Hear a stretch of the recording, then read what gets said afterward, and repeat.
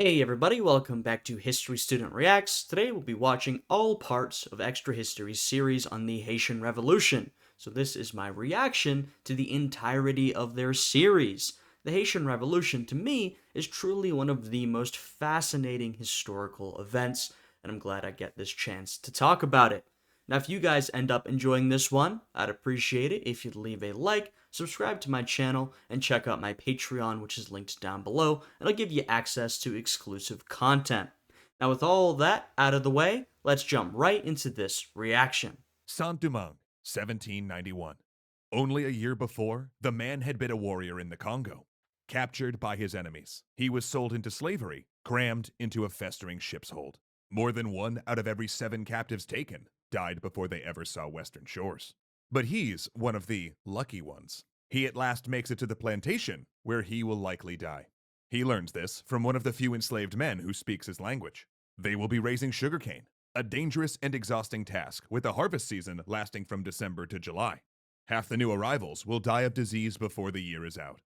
Yeah, now, of course, there are a lot of brutal slave plantations throughout the Americas at this point, but even among that group, sugar plantations are particularly brutal and particularly dangerous, right? They have a very short life expectancy, which is why so many new slaves need to be brought in to keep the process going.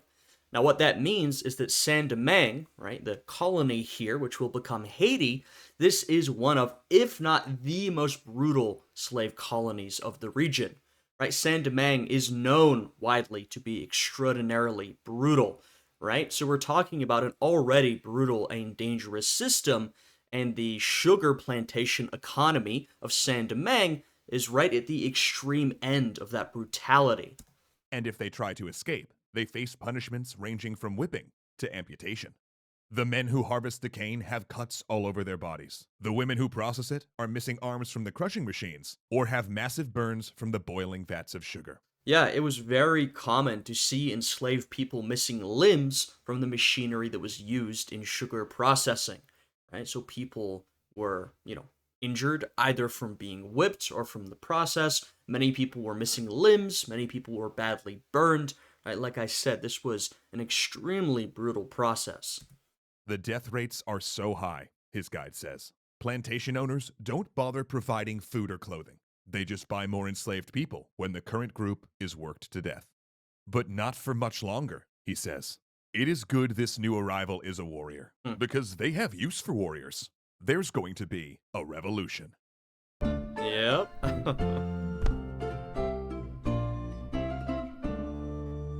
The Haitian Revolution is a unique event, both an offshoot of the French Revolution and an anti-colonial struggle. Haiti would become the second American nation to successfully win independence. And it remains, to this day, history's only example of enslaved people successfully rising up against their oppressors, an act that stunned the world and reshuffled the political order.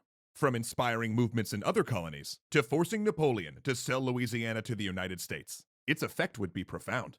But there is no good ending for the people that fought and died to create the world's first government led by liberated slaves. Hmm. For the example of Haiti's revolution, including the violence of its rising, caused other nations to do everything they could to weaken the young government. Yeah, I mean, we'll have a lot to say about this throughout the series, I'm sure particularly near the end, right? Haiti manages to have this successful slave revolution. They free themselves from their enslavers and then free themselves from colonial domination. And because of that, they essentially face this very harsh treatment from the rest of the world, being cut off, isolated particularly politically, essentially punished for freeing themselves from slavery, And of course, the slave owners around the world are extremely fearful that Haiti, the Haitian Revolution, will inspire more slave revolutions, slave revolts, and so they are very fearful of Haiti and they want it to be cut off. Now, there's a lot more to be said about that. There's a lot more detail that we can go into, but essentially, Haiti has forever been punished for freeing themselves. And look at the position Haiti is still in. So it freed itself, and the rest of the world never forgave them for that. Policies that, 200 years later, still impact Haiti and contribute to its current difficulties. Mhm. But the roots of that instability were there from the beginning. because the economy of the French colony of Saint-Domingue, later known as Haiti, was largely devoted to a single plant. In Saint-Domingue, sugar was king. French settlers arrived on the island of Hispaniola via Caribbean piracy. And though the island had been Columbus's first landing place in the Americas, after a century as a Spanish Yeah, Hispaniola has long been a very important island in sort of world history. colony, it was neglected and sparsely populated.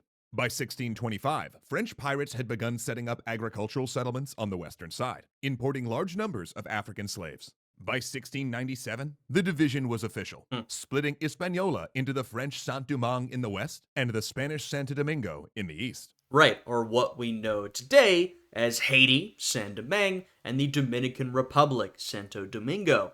Now, there will be points at which the island is unified, but of course today we have two separate independent countries.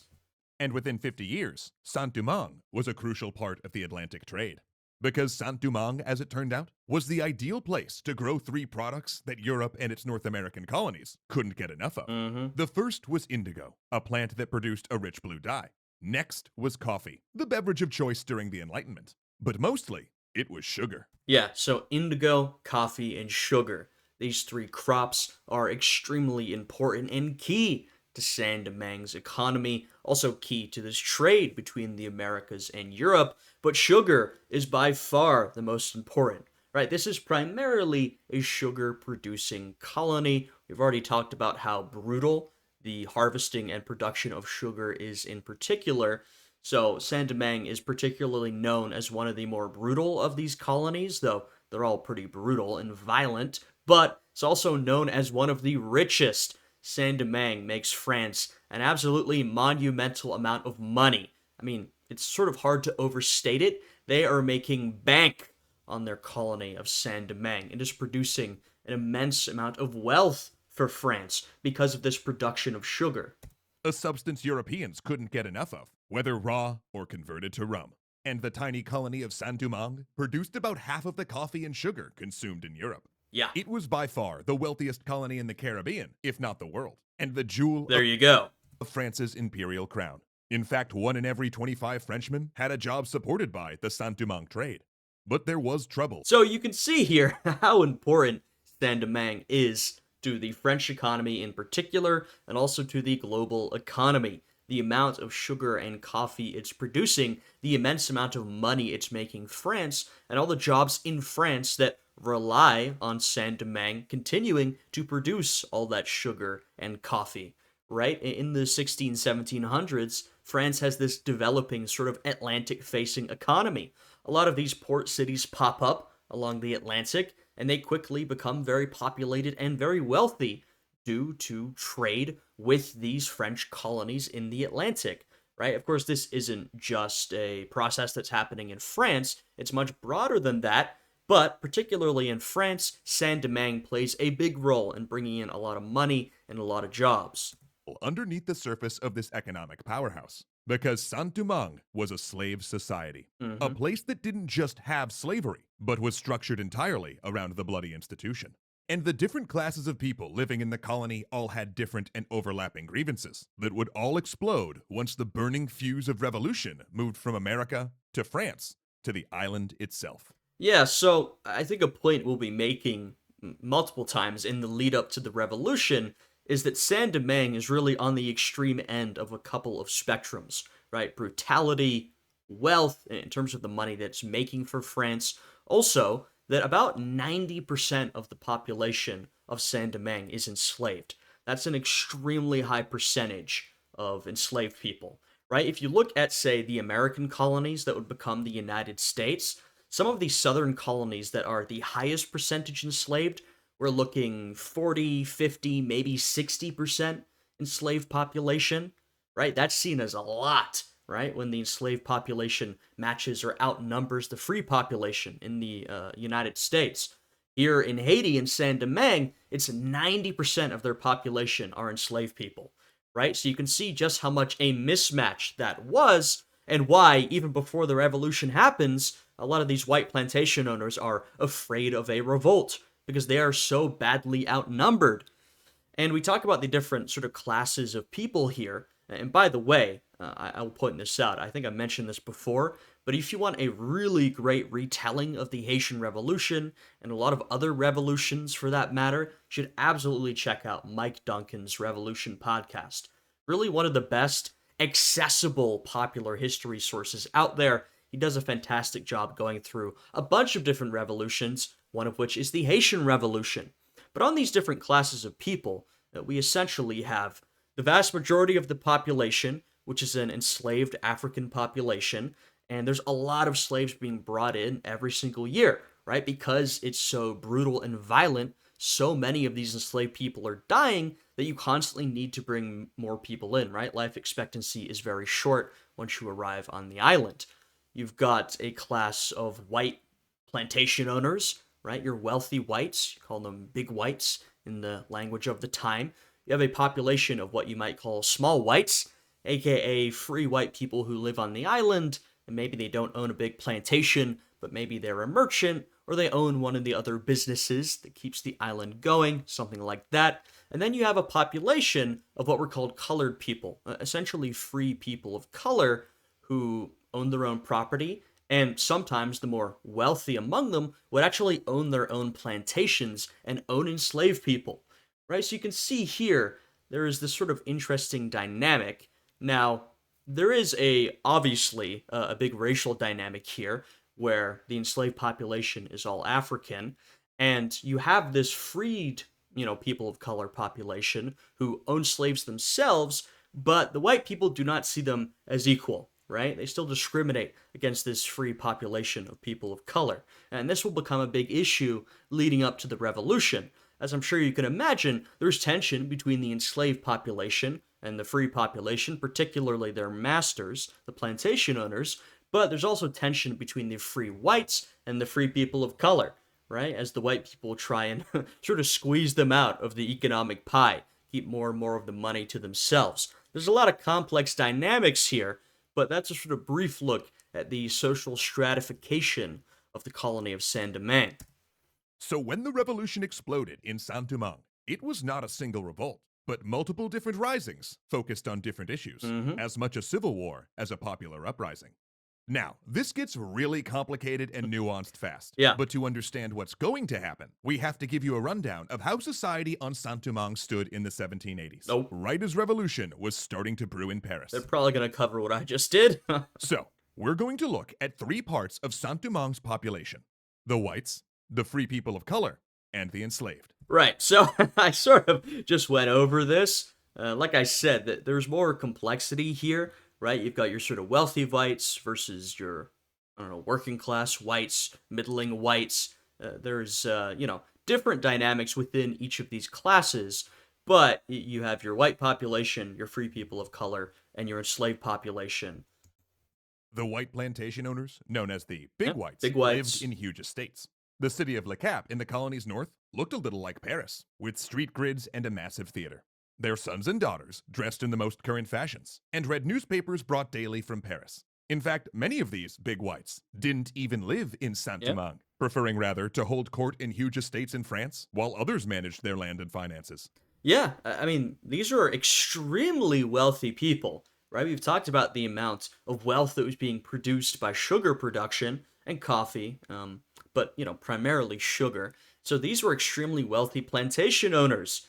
You can think about the class of plantation owners in the American colonies in the United States, right? And so these are people who, as they pointed out, would often live back in France, enjoying everything they wanted back in the metropole, and they just have overseers managing their plantations back on the colony.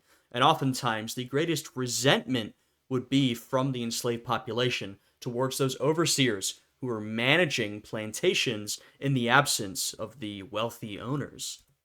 Though rich, the Big Whites chafed under French economic policies, which forbade them from diversifying the local economy or selling their product to any place but France, even though British Barbados and America wanted their goods. And as the American colonies rose up, these Big Whites found themselves identifying with revolutionary plantation owners like Washington and Jefferson.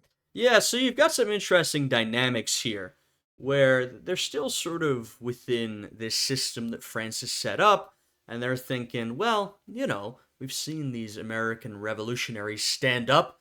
against their metropole, against their colonial government. Maybe we could do something similar. They're not quite there yet, because we're talking about the lead up to the revolution, but they are thinking, maybe we should be doing our own thing. A lot of these big whites, what they want are essentially special rules for Saint Domingue. Right? The argument they always make, and they have, of course, representation in the French.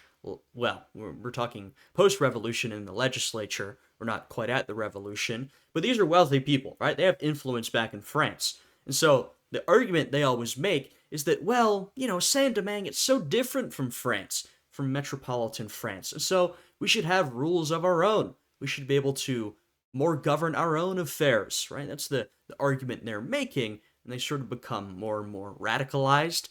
Now, the interesting thing here is through the Haitian Revolution, we will see that different groups have different relationship to the French Revolution at various times, right? A group that may have been a fan of the revolution at one point sort of switches and they become opposed to it, right? So we'll sort of see this as it plays out. But this is a very dynamic situation where the social and political dynamics are constantly in flux. And began to wonder if they too could win more economic freedom with a similar Declaration of Independence. Below these big whites were these so-called little whites, Frenchmen who arrived trying to make enough money so that they could go home rich. They were the bookkeepers, the plantation overseers, or shopkeepers. Right, and the intention of white people coming to Saint Domingue was usually that they wanted to make a lot of money and then go back to France, right? They usually didn't want to live there for the entirety of their life. As we talked about, those wealthy plantation owners, many of them would live in France full time, right? They'd have someone else manage their plantation. They didn't want to be out there in the colony. And so a lot of these small whites, petit blancs, they want to come out, hopefully make more money than they could back in Paris, say, back in France, and then they'll emigrate back to France and sort of live a comfortable life. That is sort of the idea. You also see this dynamic, and this is something we might talk about, where there's actually quite significant intermarriage between the free people of color and your sort of white population. It depends. Sometimes, it's often was white people sort of marrying up into wealthier free people of color families. But you also saw marriages between pretty successful white plantation owners and pretty successful black plantation owners, right? So you do see significant intermarriage prior to the Haitian Revolution here. Though, I will point out, and we'll probably mention this, in the years immediately leading up to the revolution, I'm talking the sort of, especially the 10 years leading up, but even before that, the last couple of decades, there was increasing racist laws passed and increasing discrimination against people of color in Saint Domingue. And we're talking, this was primarily directed at the free people of color, right? I mean, the enslaved population were already under the boot heel of the plantation owners, but the sort of big whites wanted to, as I was saying earlier, sort of push out this population of free people of color so they could take more of the economic pie for themselves. And so you see more and more pressure against this population, and things like intermarriage become a little less normal, a little less popular. Something that had been pretty common in the past begins to become more and more stigmatized, right? So this is, once again, one of those things that starts building tension. You have your big whites who are sort of like, why do we have to bend to the economic whims of the metropole of France? You have the free people of color, some of whom, like I said, were pretty wealthy plantation owners, who were thinking, okay, we're being increasingly discriminated against. Why am I not equal to these white plantation owners? I own slaves. I make a lot of money. I should have equal rights to them. And then, of course, you have your 90% enslaved people who are like, I'm probably going to die, in like a year from now. This is extremely brutal. Let's free ourselves, right? That may be the most obvious motivation of all, right? But all these different groups have got different issues that are leading them to become more radicalized. They, in other words, fulfilled any job that did not require physical labor. These little whites resented the big whites for their money and power, looked down on the enslaved as inferior, and considered the colony's free people of color, often richer and better educated, as economic rivals. Yeah, well, you imagine these little whites, petite blancs, as they said. They didn't like the big whites, right? Because they were richer than them.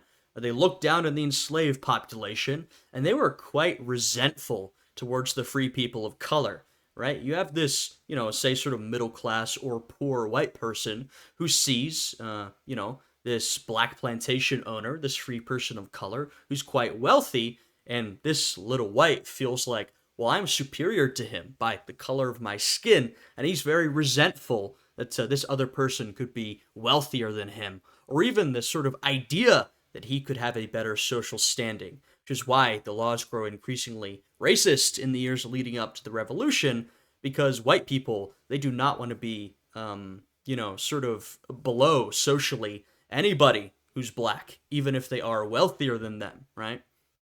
The free people of color require a bit of explanation, as they were a fairly unique class to the Caribbean. In the early days of the colony, men outnumbered women heavily, and there were few female colonists. This led to a large number of French men having coerced or violently forced relations with female slaves. Mm-hmm. In some cases, these French men freed and married the women or freed the resulting children. Over time, this created a class of people known as the free people of color. Yeah, so you have a phenomenon that happens everywhere, which is essentially white slave owners abusing their slaves and having children with them. But the way it's treated depends on where you look, right? So here in Saint Domingue, over time, it's sort of more common for you to free the woman, and perhaps, and more common to free your children, right? Your mixed children, and then to pass them down some of your wealth, right? That's seen as pretty normal. Whereas you can look, I keep comparing to the United States, but it's just because it serves as a sort of easy comparison point to see some of the differences between these two systems. You can look at the American colonies that would become the United States, and this type of thing, of course, slave owners abuse their slaves, right? But it is extremely uncommon to free your mistress and free your mixed children. Not to say it never happens, but it's far less common. And even when it does happen, it's very much sort of socially shunned. It's not something to be open about. It's something that if you do, you got to be really quiet about it. So this is not really an accepted part of society in the United States. But in Saint Domingue, it is, right? It's an accepted part of society that you may have a mistress among your slaves. You may have children with her, and then you may free her, but you'll definitely, almost certainly, free your enslaved children, and you'll probably pass them down some of your wealth, which, like they said, is how you get this population of free people of color, some of whom were pretty wealthy, very wealthy, in fact. Who became a distinct economic force.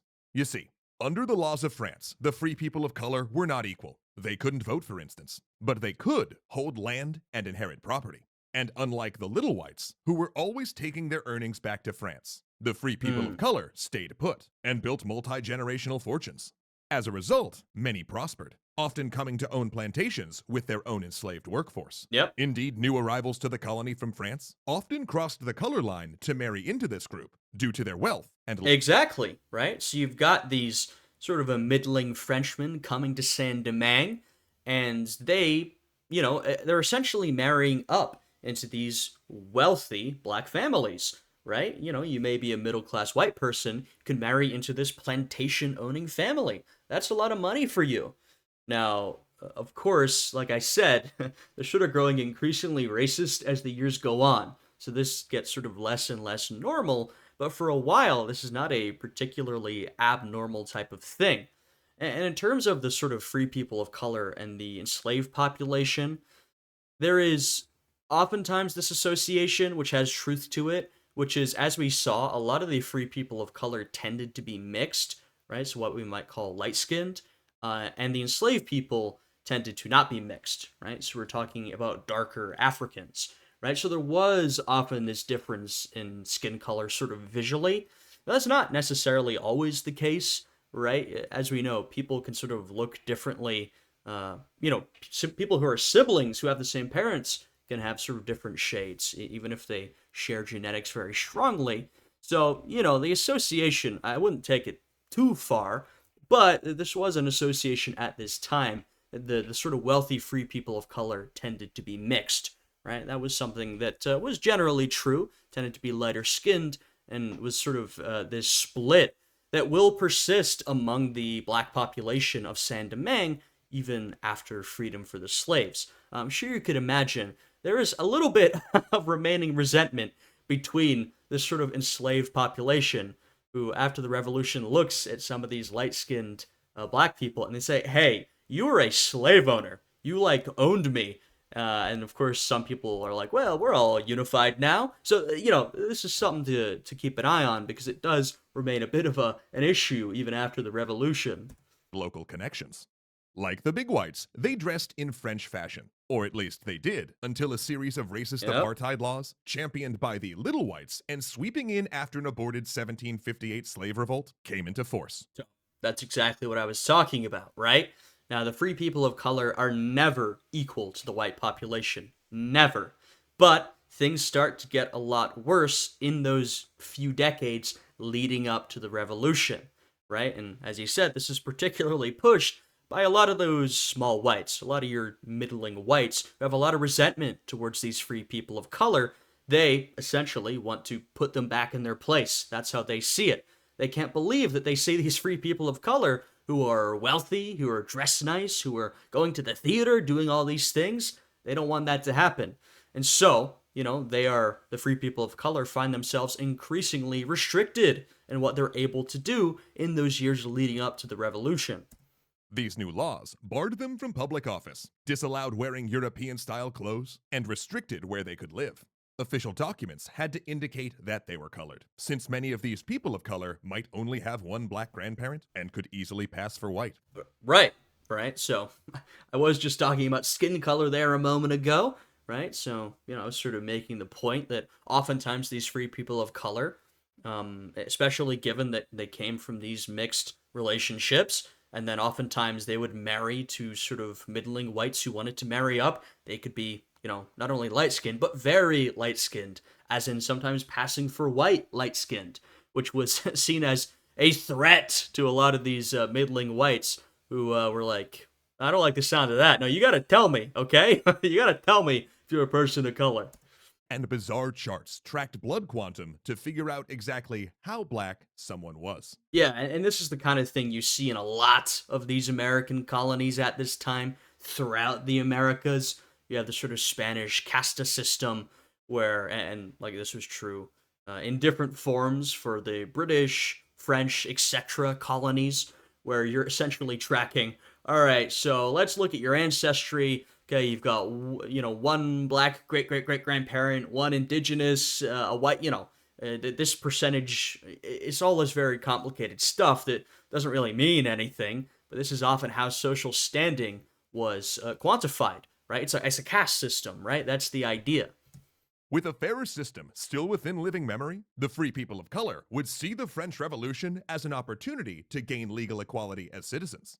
Yeah, and so you're already seeing that there's a bit of conflict between how these types of people might view a revolution that breaks out, right? The sort of white plantation owners are looking at the American Revolution and saying, hey, let's do that. Let's free ourselves from this oppressive French trade policy so that we can keep owning plantations and make even more money for ourselves. Whereas the free people of color are like, hey, a revolution, well, maybe that would let us equalize our position. Maybe we could get rid of these racist laws. Would see the French Revolution as an opportunity to gain legal equality as citizens. Hmm. Though don't mistake that for abolitionism. Oh, absolutely. They often saw themselves as separate from the recently arrived enslaved and opposed the idea of emancipation. Absolutely. Yeah.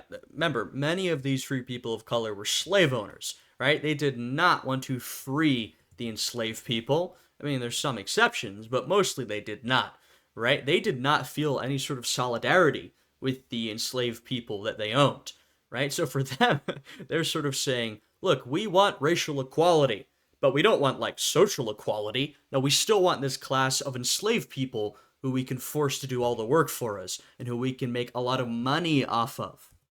And then there were the enslaved, a group that outnumbered all the other Oh, yeah. groups 10 to 1, and a population that died so fast due to disease, mistreatment, and the tortures of forced labor that a third of all enslaved people kidnapped from Africa went to Saint-Domingue. Recently arrived from different areas, they spoke a common French Creole and developed Vodou, a system of religious beliefs that melded African aka voodoo. religious elements with Catholicism. And while any open resistance was put down with violent punishments, including being thrown into boiling sugar, eaten alive by insects, Uh, or blown up with gunpowder, the enslaved developed other methods of economic sabotage. In some cases, they might go on strike, disappearing until a particularly cruel overseer was fired. Yeah, so there's a lot of resistance that happens even before the revolution. I think this is something that's missed in a lot of history of slavery throughout the Americas.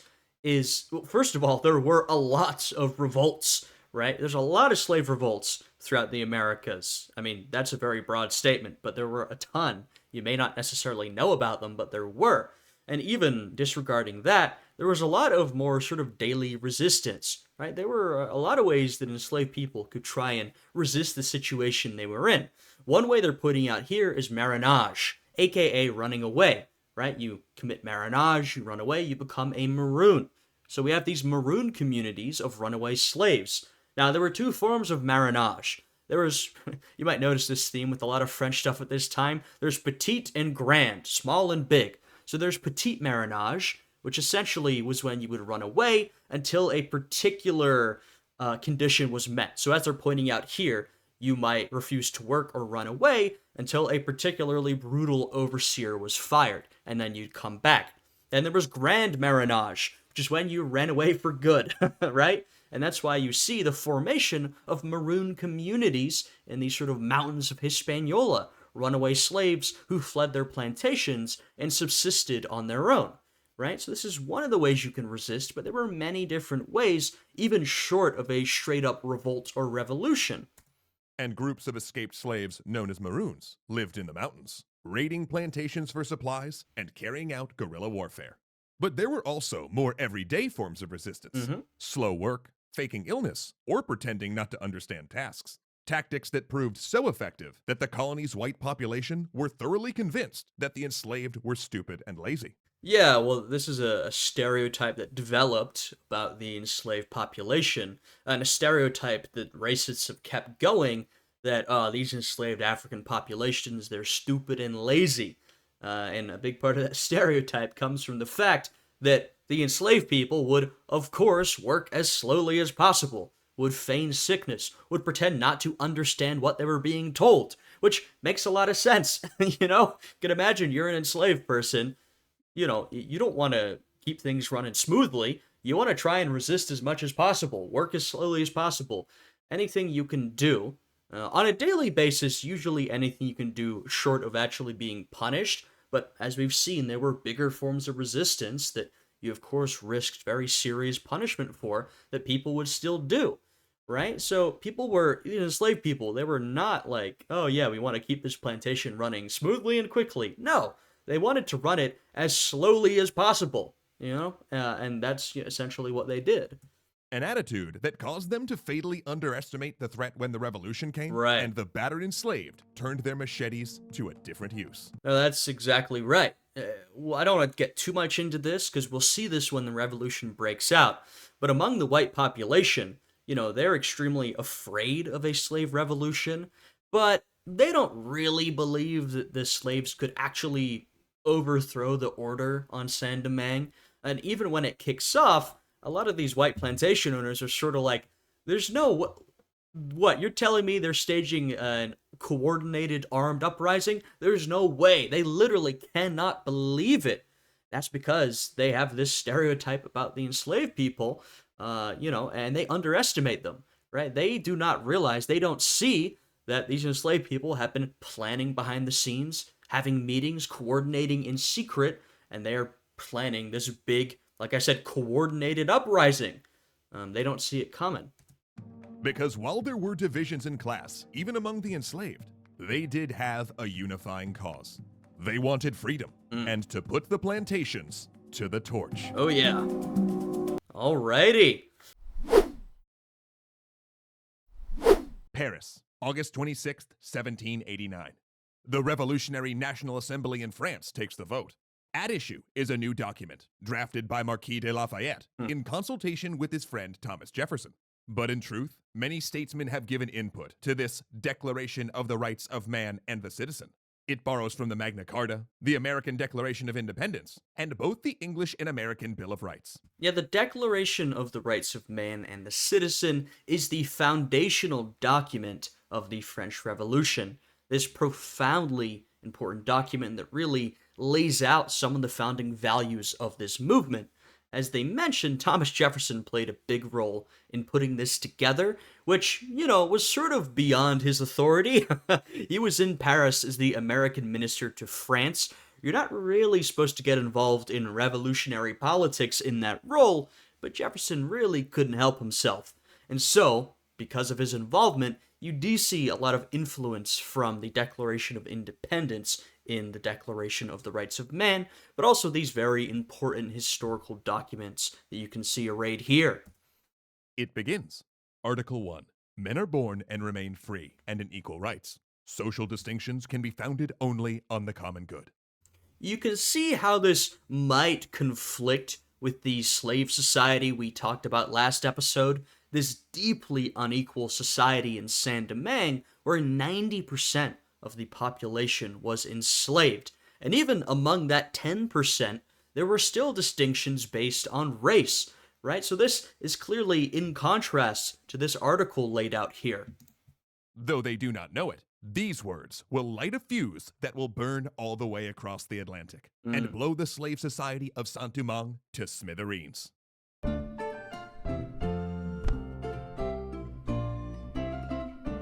Now, I will point out this idea of men being born free and equal was obviously one of the foundational ideas of the American Revolution as well. And some people involved in that revolution also took a look at that and said, hey, doesn't this come into conflict with slavery, the racial system of slavery we have? In the case of the United States, of course, a lot of the colonies and then the states kept slavery, right? And so, just because those words were written down did not mean slavery was going to be overturned. We have many examples of revolutions throughout the Americas and in many countries where a certain group of people frees themselves from some type of colonial domination or tyranny only to keep a portion of the population enslaved, right? So just having this French Revolution did not necessarily mean that what we know happens in Haiti was going to happen. It was not inevitable. There are a lot of different decisions and events that need to happen to lead us to that point. Like the American Revolution, slavery was always lurking under the table in revolutionary France. It did not go unnoticed that the revolution's rallying cry of liberty, equality, and fraternity was directly at odds with slave-owning society. Right. But there were also no illusions about the French dependency on the sugar economy of Saint-Domingue. And though abolition was discussed from the mid-1700s, even the most radical favored a gradual emancipation, with... Yeah, there was quite a debate back in France proper, back in the metropole, over your more sort of enlightened types who perhaps wanted some type of abolition, though usually a gradual abolition over a long period of time, and a lot of people who said, just look at the money. Look at the amount of wealth we are making from this sugar production. Come on, we can't afford to abolish slavery. What would happen? And as we know, money speaks, right? So this was a big motivator. A lot of people thought, well, we can't quite end slavery now. Maybe give it another couple of years, or maybe do a slow abolition. I mean, we need to keep the sugar plantations going. And that was kind of the attitude for a while. Now, the French Revolution does shake things up, but like I said, just because this revolution happens doesn't mean that all of a sudden everyone's like, all right, slavery's done. No, there was still quite the debate, even among some of these revolutionaries. Slave owners being paid compensation. Many warned that if nothing changed, a major Caribbean slave revolt was inevitable. Then when the revolution came, representatives from the big whites, the Saint-Domingue plantation owners, and the free people of color both decided that the time had come to take their goals to Paris.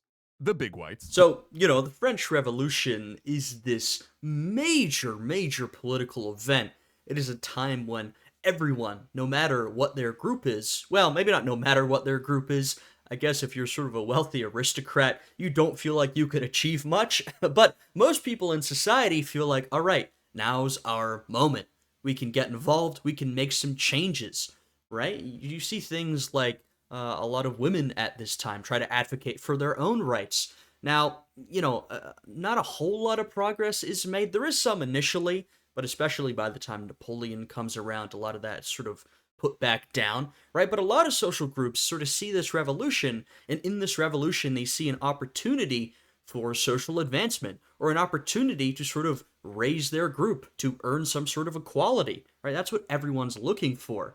And so the free people of color see this as a moment to try and get rid of some of this racial discrimination.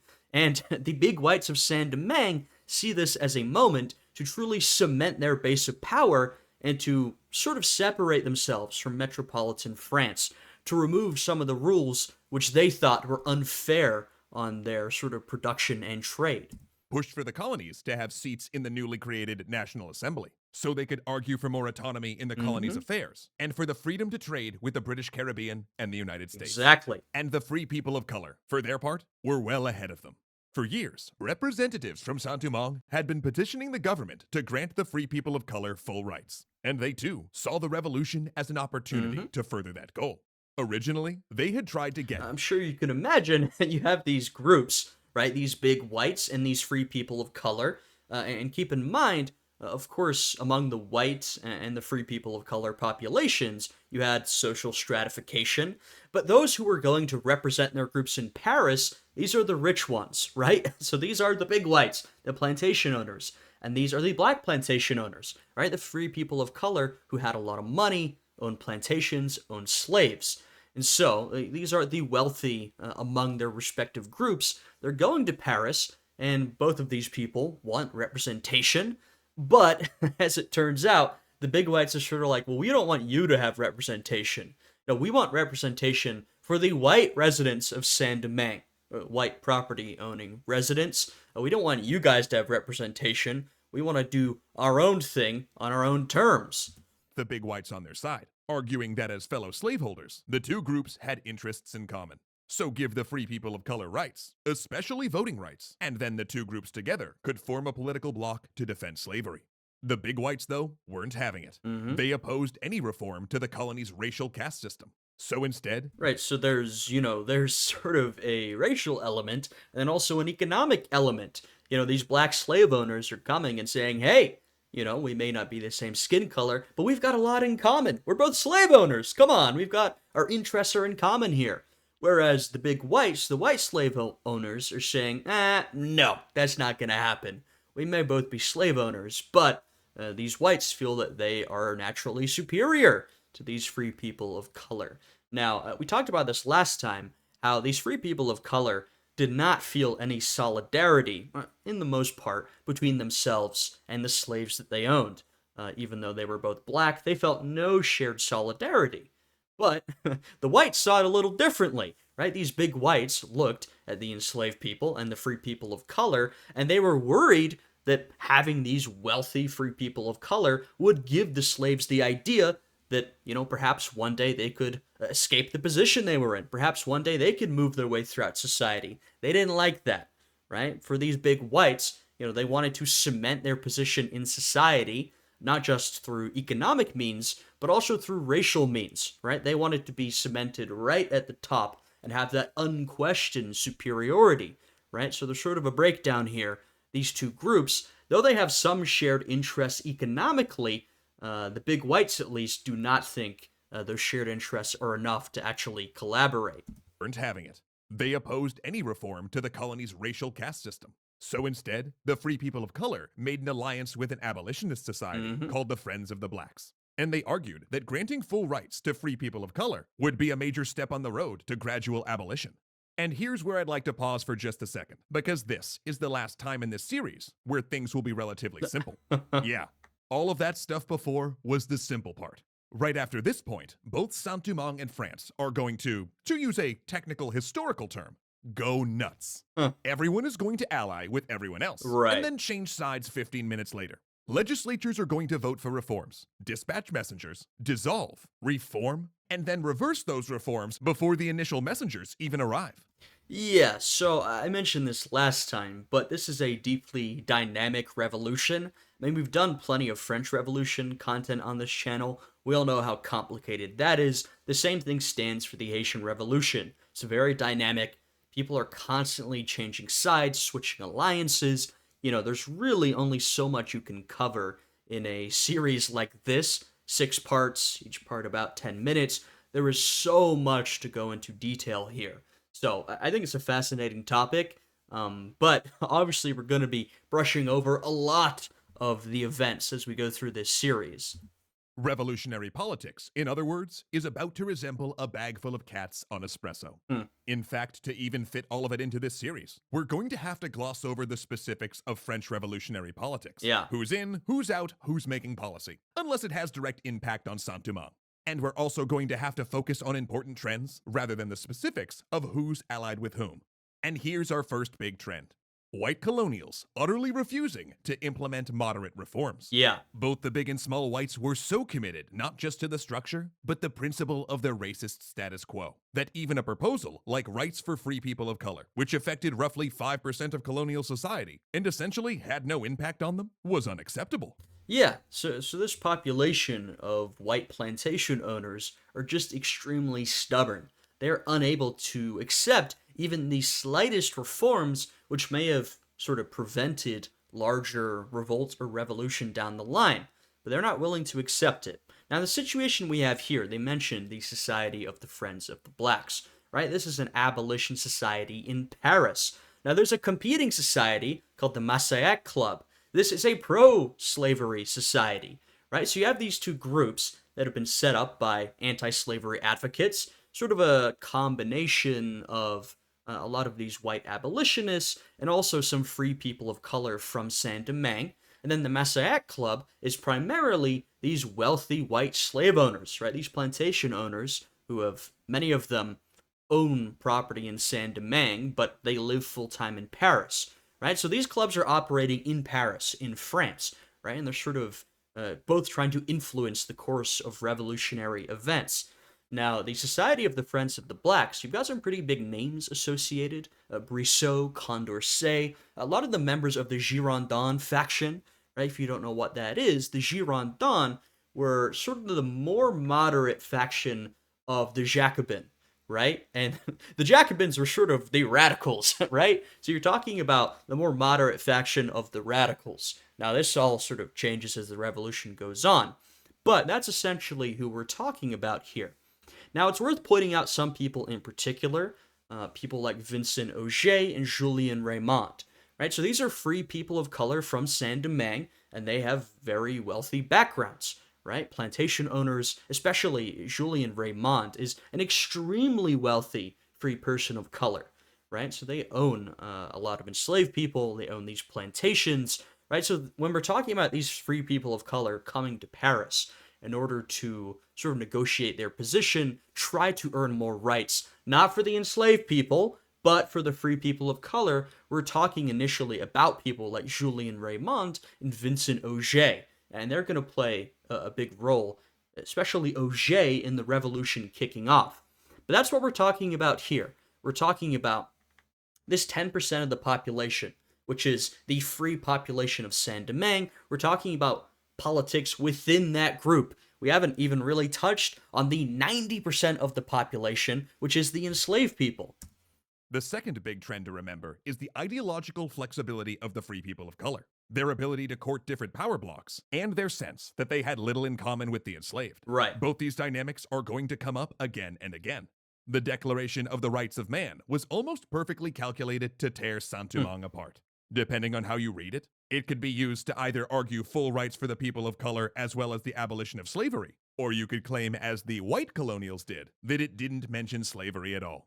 But the big whites knew how explosive this was. They sent word back to the colony to prevent word from spreading. It didn't work. Revolutionary politics was all anyone talked about at the dinner table. Meanwhile, the enslaved people, holding the trays and pouring the wine, started to understand that cracks were forming in the system of oppression that bound them. Right. And so this is where, and we talked about this last time, right? Your slave owners, your free people of Saint-Domingue, they look down on the enslaved population. Whether you're talking about these sort of small whites, this middling working class white population, you're talking about the big whites, these white plantation owners, or you're talking about the free people of color, these free groups primarily looked down on the enslaved people, right? They thought they were stupid and lazy and ignorant. Well, the enslaved people are going to shortly prove them wrong, and they're going to prove they've been paying a lot more attention than these free people thought, right? Now, of course, the slave owners, they don't want this revolutionary news getting back to the people on the plantations. But news spreads, right? People talk, right? You have, say, the occasional slave who may be a house slave, who may have access to this type of information, who maybe have the education to read. All it takes is for someone like that to pass that information on to the people in the fields, or all it takes is for an enslaved person to overhear a conversation, and that information begins to spread, right? So the enslaved people are aware of what's going on back in France, and they are aware that this could be their opportunity, right? They're seeing things heat up. They're seeing tensions build. They're sort of thinking, and the sort of planners among this group, right? Because there are going to be certain leaders that bring this revolution together. They're starting to think, all right, this might be our moment to rise up. In 1790, Vincent Auger, one of the free people of color's strongest advocates, Yep. returned to Saint-Domingue, determined to cast a ballot in the new colonial elections. He believed that a piece of legislation passed earlier that year, giving all property owners a vote, made his case clear. He was a full citizen. Yeah, so Vincent Auger basically comes back to Saint-Domingue and says, I'm going to vote, right? It is my right. It has been confirmed by the revolutionary government back in France. All I need you to do is properly implement that policy. He's basically like, we're not talking about changing policy. This is the law. I have voting rights.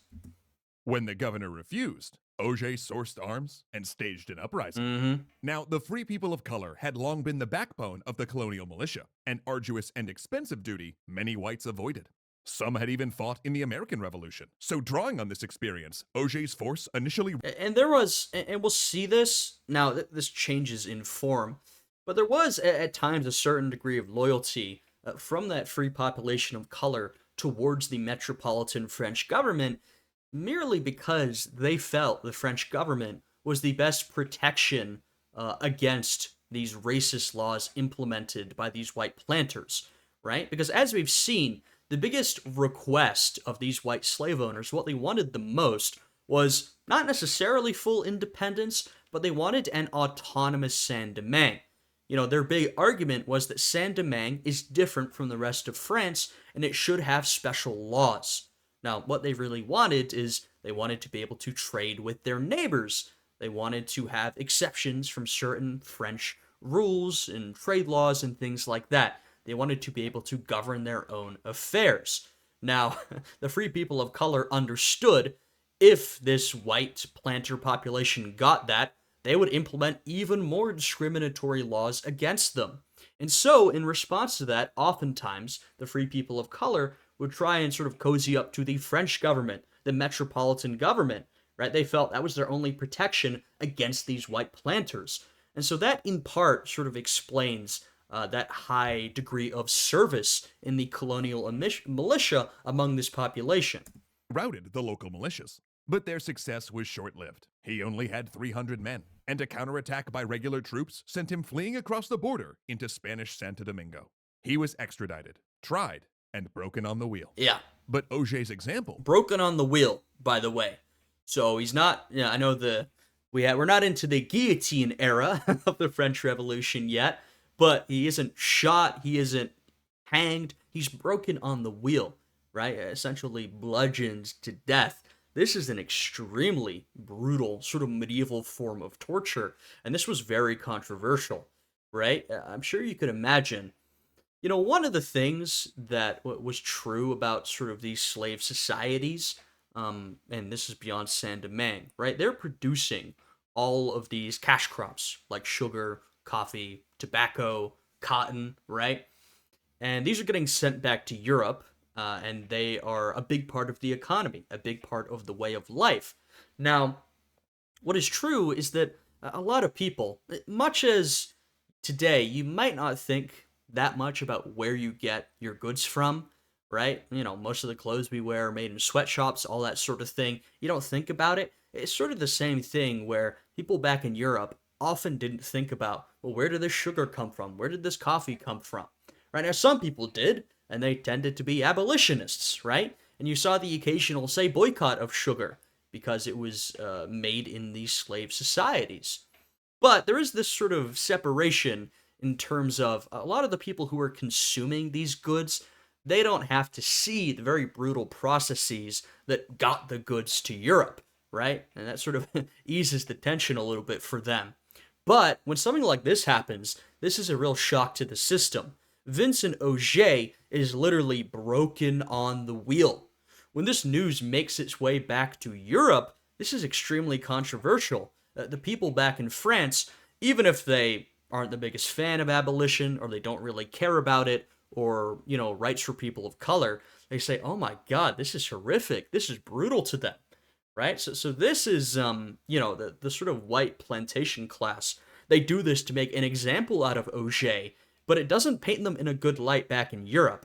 And of course, it only inflames tensions in Saint-Domingue, right? So I'm sure you can see how this doesn't really play well for them. Inspired other revolts. Auger becomes a martyr, essentially. Not just among free people of color, but also isolated slave uprisings.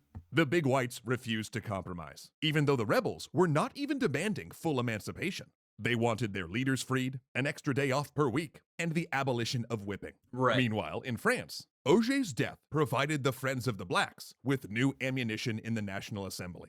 Here was a true revolutionary. Right, exactly as I said. I'm sure you can imagine how you can really make this into propaganda, right? Vincent Auger, this free person of color who, was a true French patriot, a true ally of the revolution, who went back home to Saint-Domingue to simply exercise his rights, and when that didn't happen, he took up arms, like any good French revolutionary would.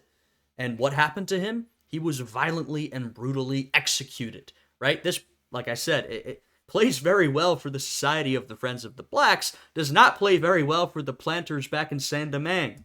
Martyred in pursuit of the vote. As the political winds shifted, the big whites still refused to make concessions, even forcing the assembly to refer to the enslaved using the euphemism unfree persons. These hardline tactics backfired. Support for the free people of color, even emancipation, was increasingly held up as a test of a member's revolutionary ideals. And on May 15th, the National Assembly declared that free men of color, born to free parents, could both vote and be seated in assemblies. The big whites responded by going home and starting their own revolt. Yeah, they're not happy. So this is where you see some sort of shifting loyalties here, right? The big whites at this point, they had been, it depends on which big white you're talking about. They had sort of largely been allied with the revolution. Now they're like, wait a minute, things are not going our way. Let's form our own revolt. And now we see a bit of a different relationship here between the French revolutionaries and slavery than, say, the American revolutionaries and slavery. And we'll sort of see this as we go. But, obviously a big difference here is that you don't have slavery back in metropolitan France, or at least you tended to not have it, right? Outside of a very few strange cases. And you're dealing with slavery in a colonial context, in which, like I said, the people were sort of detached. And when they heard about it, most of them were pretty horrified. Versus in the American colonies, in the colonies that would become the United States, well, slavery is right there. It's a big part of a lot of those colonies, those states, and a lot of your revolutionaries are slave owners, are involved in slavery in one way or another, right? So we'll see. Now, of course, in the end, the sort of French Revolution tries to re-enslave these people as well with good old Napoleon, but there is sort of a different dynamic going on here, and we will see that throughout this revolution. In June, big and small whites organized militias, and by July, they were seizing power centers, coming into violent conflict with government authorities, and organizing all-white assemblies that issued decrees that all but declared themselves independent. They essentially decided that if they were to preserve white supremacy, they must govern themselves. Yeah, and, the big whites, they're going to lose a lot of influence as this revolution goes on. Initially, this is sort of your main players are the big whites, the free people of color, and metropolitan France, the revolutionary government. So the big whites, they've got a lot of influence as the conflict goes on. And, the 90% of the population rises up in revolt, the big whites are going to lose a lot of influence. And that's when they go to some of France's rivals, its geopolitical rivals. For example, Britain, trying to get some help from them, right? These big whites, they're sort of leaving the revolution behind here because they're really not going to get their way. That summer, the colonial whites fought government forces, and then they fought militias formed by the free people of color, who were furious about the all-white assemblies. Then, the colonial whites, along with government troops, engaged scattered slave uprisings. And in all of that internecine conflict, they were unable to see what was coming, Yeah. because the long fuse of revolution was about to hit the powder keg. Now, Yeah, it's it's sort of funny. We're talking about the French Haitian revolutions. At this point, it's sort of like, if you were right in the middle of it and you couldn't see the future, you'd be like, yeah, the revolution's sort of in full swing here in Saint-Domingue. We've got armed conflict between the white planters, the free people of color, these revolutionary troops. Everything's really kicked off. No, everything had not really kicked off.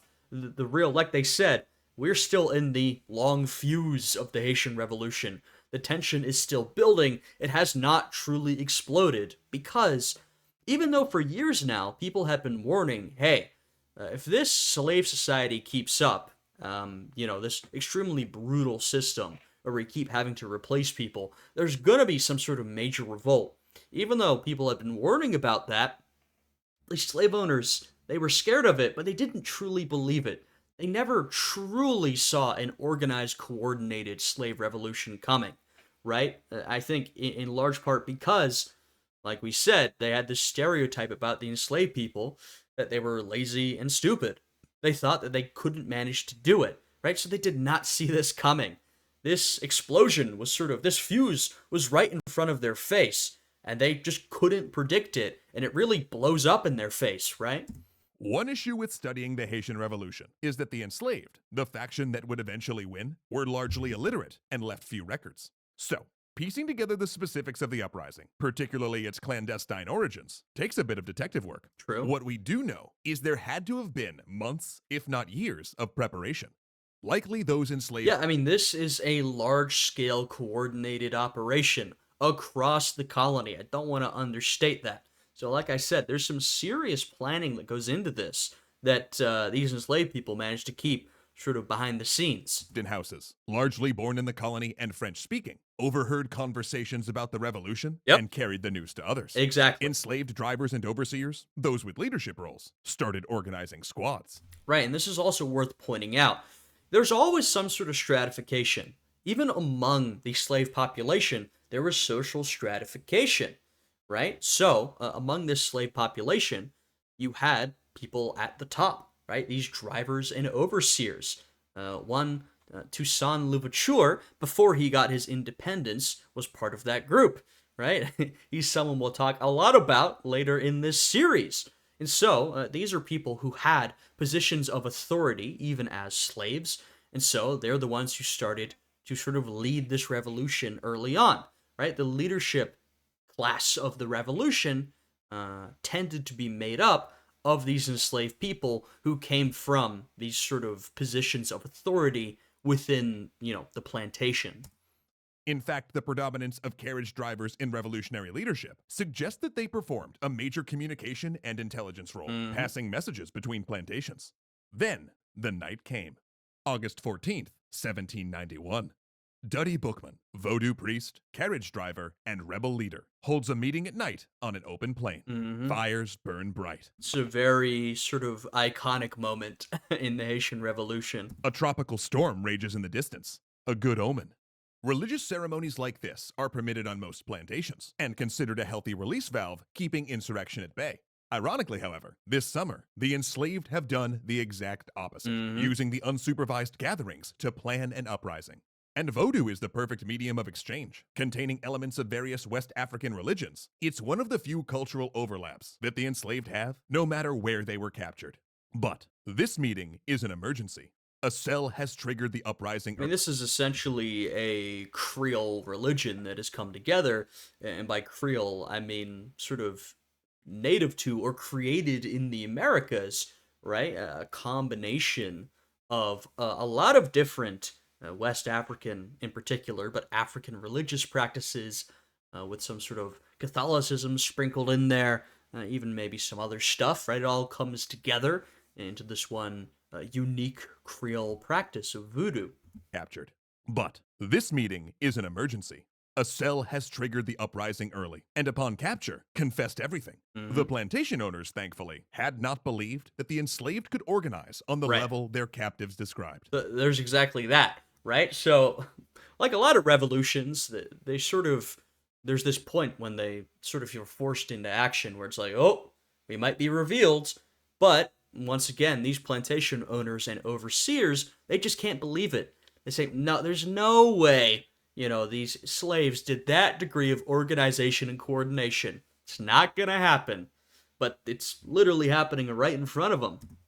According to tradition, bookmen and several priestesses extracted oaths and drank animal blood to seal a pact with the goddess of love. They swear to free themselves and free the land. Then they take up their cane knives and steady their souls. Alrighty. Special thanks to our educational. There we go. That is the end of episode 2, The Long Fuse. August 22nd, 1791. North Province, Saint-Domingue. A dog barks, waking the plantation manager. He tells the mutt to quiet down and drifts back to sleep. Minutes later, there's another noise. He rises and goes to the window, where he then sees that his house is surrounded by the plantation slaves, carrying machetes and torches. "Who goes there?" he calls. A voice like thunder answers, "It is death." Yeah, so, like I said last time, these plantation owners and overseers, even though they were so fearful of a slave revolt, they really didn't see it when it was happening right in front of them. And the machete will become the iconic weapon of the Haitian Revolution, even though, especially as the revolution continues, firearms will be very common in the hands of everyone on every side. But the machete will really be sort of known as an iconic weapon of this revolution.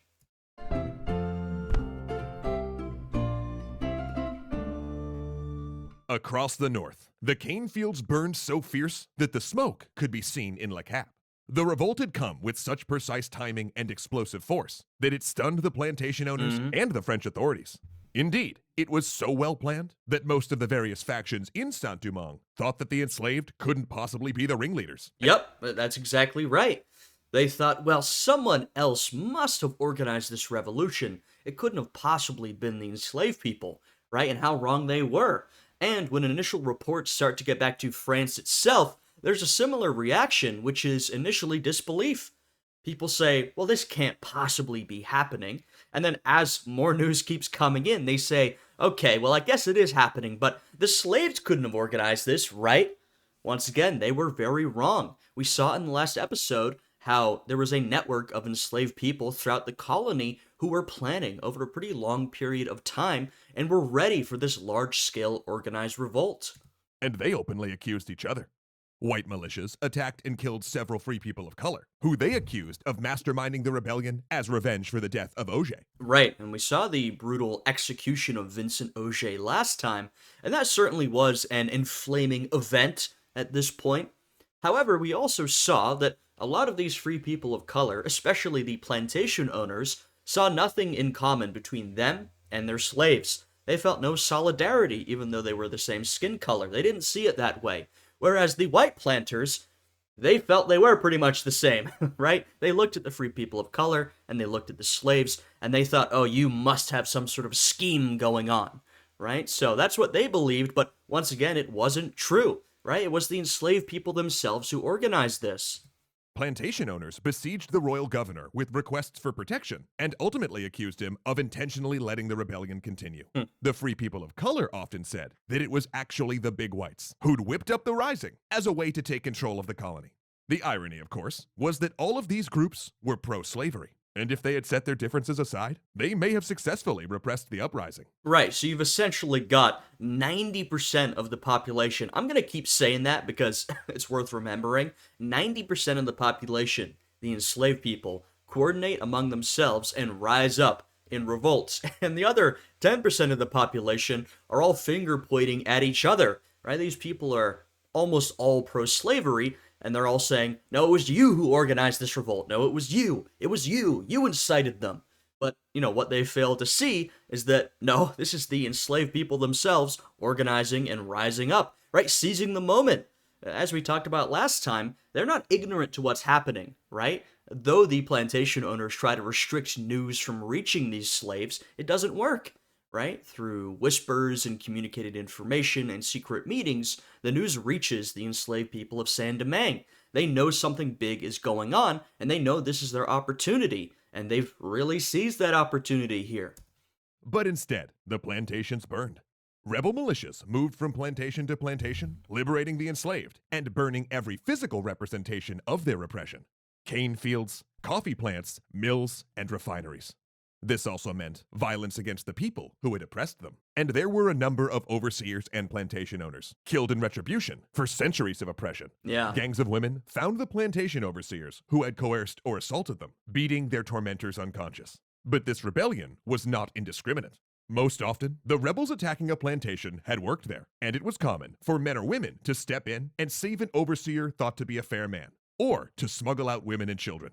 In fact, the scene that started this episode comes from a first-hand account of the rebellion. And the reason that overseer lived to tell his story was that one of the rebels, a man who had been enslaved on that very plantation, stepped forward to demand the overseer's safety. Who was that man? Duddy Bookman, who had triggered the rising with his ceremony. Propagandistic descriptions of the rising, sent back to France, claimed that thousands of white men, women, and children were killed in the initial rebellion. While this image is stuck, it's inaccurate. Right. So, there's a lot to talk about here in sort of interpretation and historiography of the Haitian Revolution, right? There's a lot of violence that happens during this revolution, but number one, it is not indiscriminate, at least in the beginning.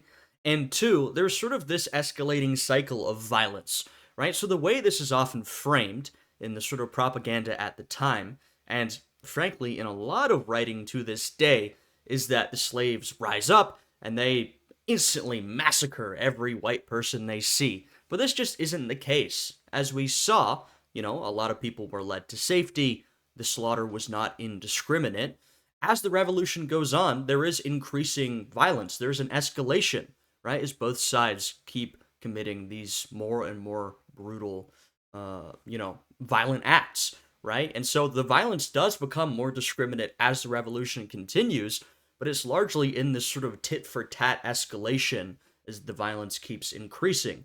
Look, there is a lot of indiscriminate slaughter. You can't deny that, but that is not what characterizes the entirety of the Haitian Revolution, and to act like it is to really misrepresent the events we see here. A commission at the time counted 400 whites dead in the first 4 months, including those killed trying to put down the uprising. The toll on the rebels ran much higher. Most of them were armed with only machetes and agricultural tools. Only 1 in 5 had a firearm. But they did have other advantages. And plus, keep in mind, one thing I will say is that the sort of propaganda of these slaves rose up and they killed this many white people. Can we remember the context here? What we're talking about are enslaved people. People who have suffered through this extraordinarily brutal system who are rising up and killing the plantation owners and overseers. It's not like it's not like these are the most innocent people, you know what I mean? These overseers and plantation owners are people who are usually, almost always, guilty of these violent, horrific crimes.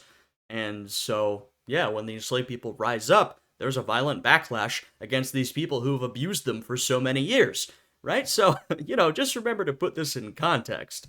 Many had been sold into slavery as prisoners of war, veterans of tribal conflicts who were adept at guerrilla warfare. Their raids, heralded with the blast of a conch shell, became infamous among their enemies. Right, and you see the use of shells and drums in particular, war drums. Now, we talked about how Saint Domingue was really one of, if not the most brutal slave colony throughout the Americas, right? I mean, they were all extraordinarily brutal, but Saint Domingue was sort of at the high end of that spectrum. And what that meant is that the slaves on the island were constantly dying and being replaced. You needed a constant, supply of new labor being brought in. Now, what that meant is that a lot of the people who were brought into Saint Domingue, a lot of the people who were there at the moment of this revolution, well, they hadn't been there for that long. They were pretty recently had been shipped over from Africa, and a lot of them, because remember, right, how does this system work, right? The sort of slave trade. Well, it starts with warfare between these different African states or tribes, and then the losers of any particular war are captured and then sold into slavery to white people who then carry them across the Atlantic. So what does that mean? Well, that means that a lot of these newly arrived slaves, they had been warriors, right? They were fighters. And so they put those skills to use. You know what I mean? That's one unique part of this where in some different slave colonies or states or whatever, you had a system where oftentimes a lot less supply was needed to come in, right? You had your enslaved population that would sort of reproduce over time, and there were a lot of brutal schemes to make that work, right? But what we have here is a population of a lot of newly arrived people who had very recently been fighting in wars. And so, unsurprisingly, they put those skills to use in this conflict, in this revolution. They're ready to start fighting. Even professional soldiers marveled at the rebels' bravery in the face of the superior firepower. Due to a belief that the spirits of those killed returned to Africa, they attacked with a relentless courage, literally throwing themselves on cannons, jamming their arms into barrels and wheel spokes so the guns could not be reloaded or withdrawn. Yeah, and I mean, there's sort of a couple parts to this. One, there is a set of religious spiritual beliefs, these African beliefs, voodoo, there's a lot of stuff mixed in there that sort of inspires people to action. But then there's also the desperation of their situation, right? Once again, all these people on these slave plantations are working these extremely strenuous, brutal jobs. Losing limbs was extremely common. You knew your life expectancy was extremely short, being here, working on this sugar plantation. And so, with that level of desperation, you're willing to throw yourself into battle. I mean, yeah, there's a good chance you might die, but if you just stay working on your plantation, there's a good chance you'll die anyway, right? So these are sort of big motivators to move people to action. They suffered terrible casualties in pitched battles. 4,000 died in the August Rising alone, roughly 10 for every enemy killed. But they didn't lose morale. They did, however, start losing commanders. Bookman was killed in early November. Infighting claimed others. And as the first set of leaders fell, and factions... And Bookman really is the most notable of those early leaders of the revolution. But, as I think they're about to point out, as those first leaders are captured, die, whatever, the sort of revolution begins to split, and leading over these factions, a new cadre of leaders will emerge. Splintered, the violence grew worse. All sides committed massacres. To approach Le Cap, one of the richest cities in the colony, meant passing a wall of heads on stakes, including that of Bookman. But amidst the swelling chaos, new leaders rose. In the western province, near the city of Port-au-Prince, a separate uprising was happening among the free people of color. There, they managed to sign a treaty with many rural plantation owners, recognizing their shared interests as property and slave owners. They dismissed their all-white governments and installed representatives of both groups instead.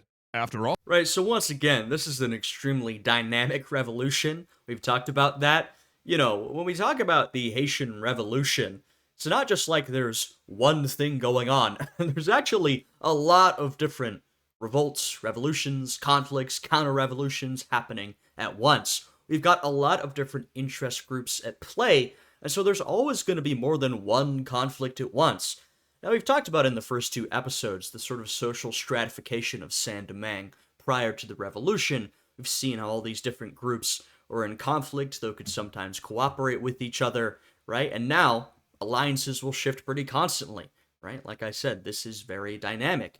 So we see there's some free people of color still trying to align themselves with these white slave owners, right? Because many of the free people of color were slave owners themselves, trying to cement their sort of economic interests against these governments which don't represent them, and also perhaps against the slave uprising that is currently ongoing.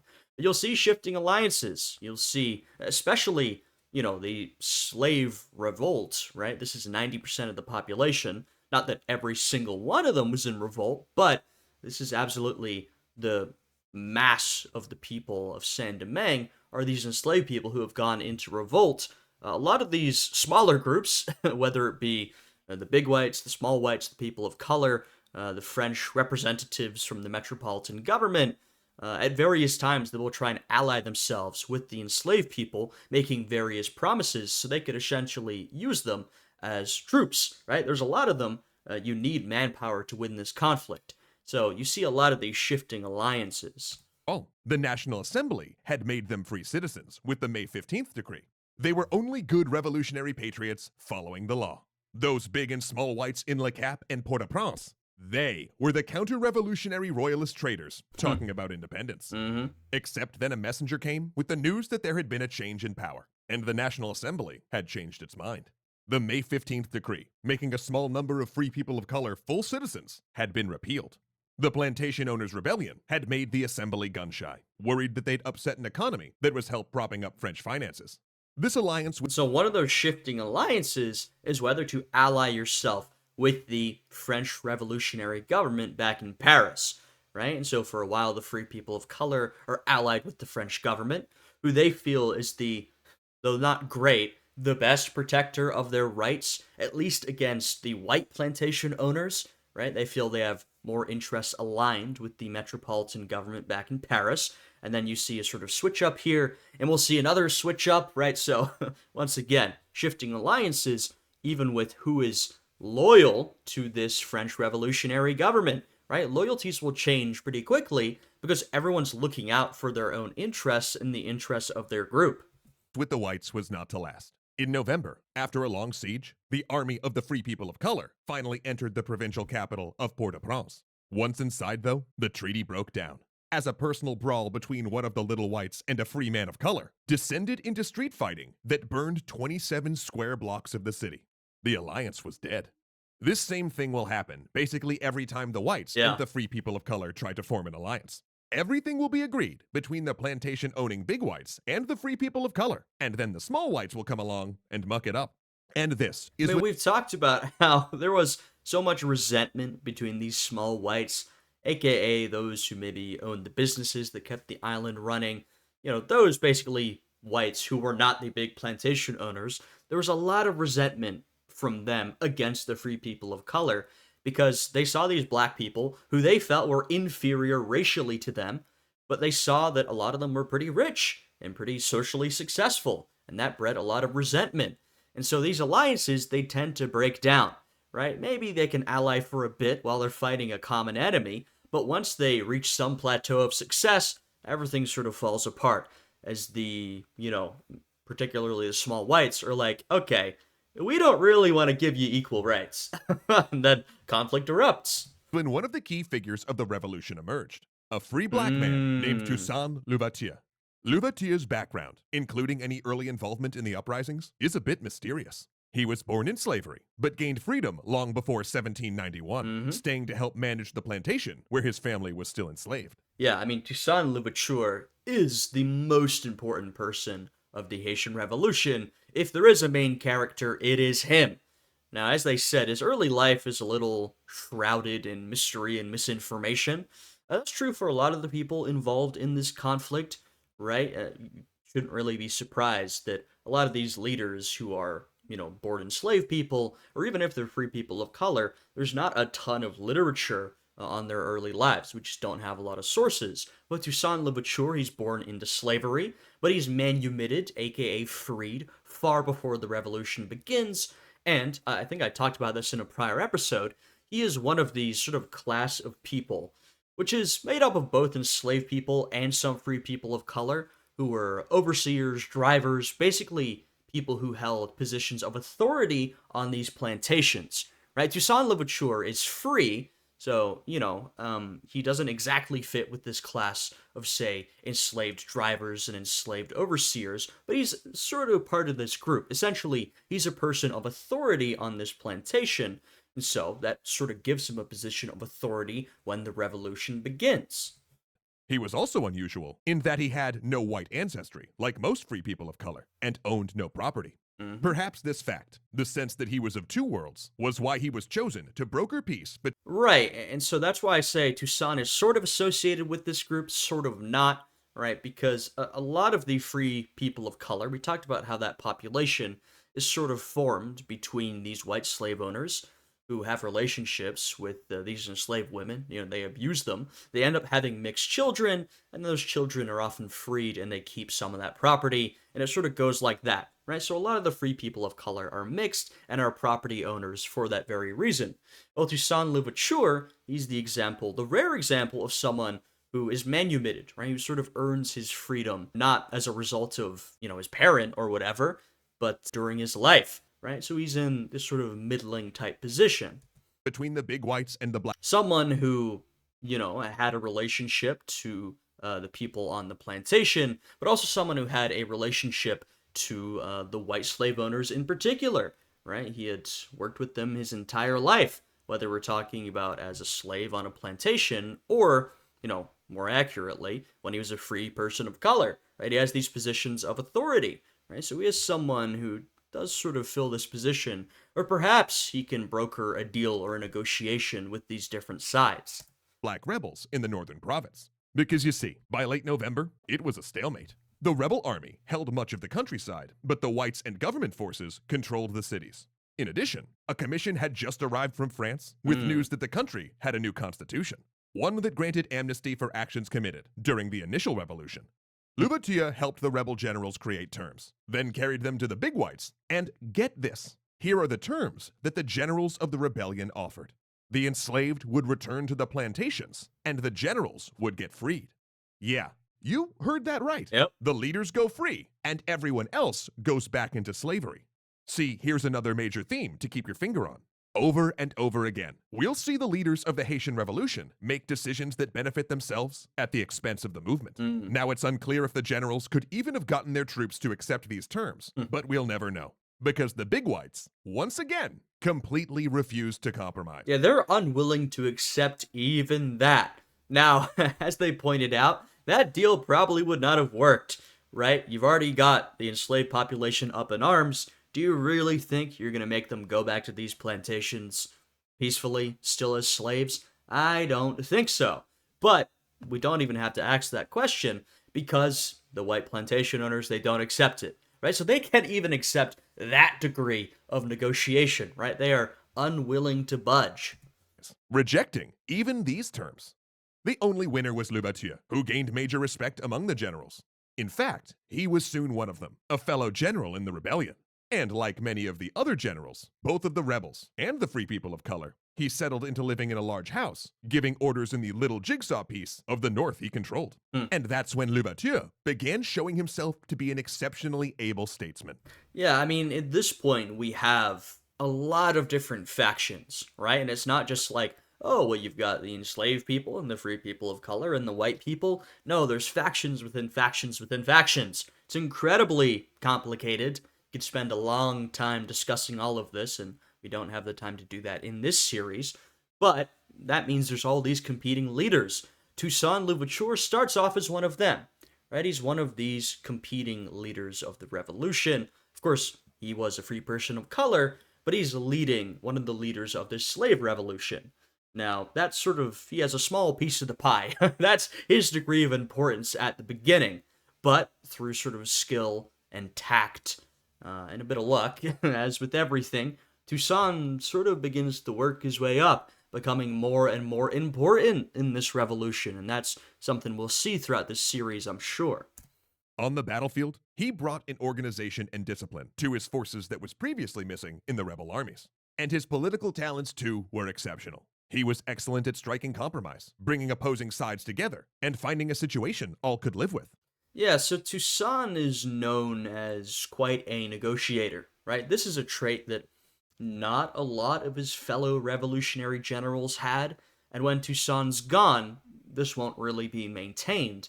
But he is known as, someone who will bring compromise. He is sort of able to bring together The people who he is leading, the enslaved people, the free people of color, and even the white plantation owners. This will be a big goal of Toussaint's, especially once he emerges as the one and true leader of Haiti, right? He wants to sort of bring things back to an orderly state of affairs, which is, of course, quite controversial among some who do not want to see the white plantation owners come back. But Toussaint, he's a peacemaker, right?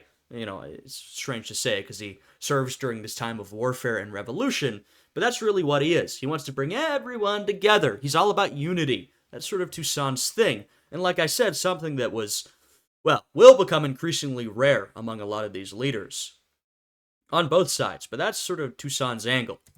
While the fighting was at a low ebb and in control of the countryside, the rebels went about creating a black society with black leaders, courts, and administrations, which is incredible when you think that they had just been enslaved months before. But this was also a society headed by military officers, with peasants farming whatever land they could. To buy weapons from Spanish Santo Domingo, the generals often forced people to grow sugar on the old plantations, and, at times, even sold subordinates into slavery. Yes, so we'll see. Well, I'll let him say this first. A practice Louverture refused to take part in. Right, so we will see, especially as Toussaint gains control of the island and sort of runs it as his own domain, that there's sort of the question of, all right, what do we do now? We've had this revolution. Now we have to start setting up our own peacetime affairs. And even during, the midst of an active revolution, you still need to govern the territory that you control. The question is, what do we do? We have an island absolutely covered with these slave plantations.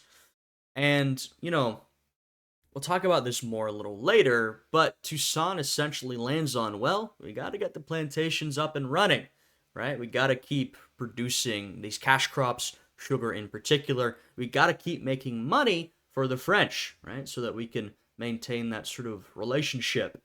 And the way that this sort of operates is you essentially have to coerce people to go back to the plantations, right? You sort of got to force them.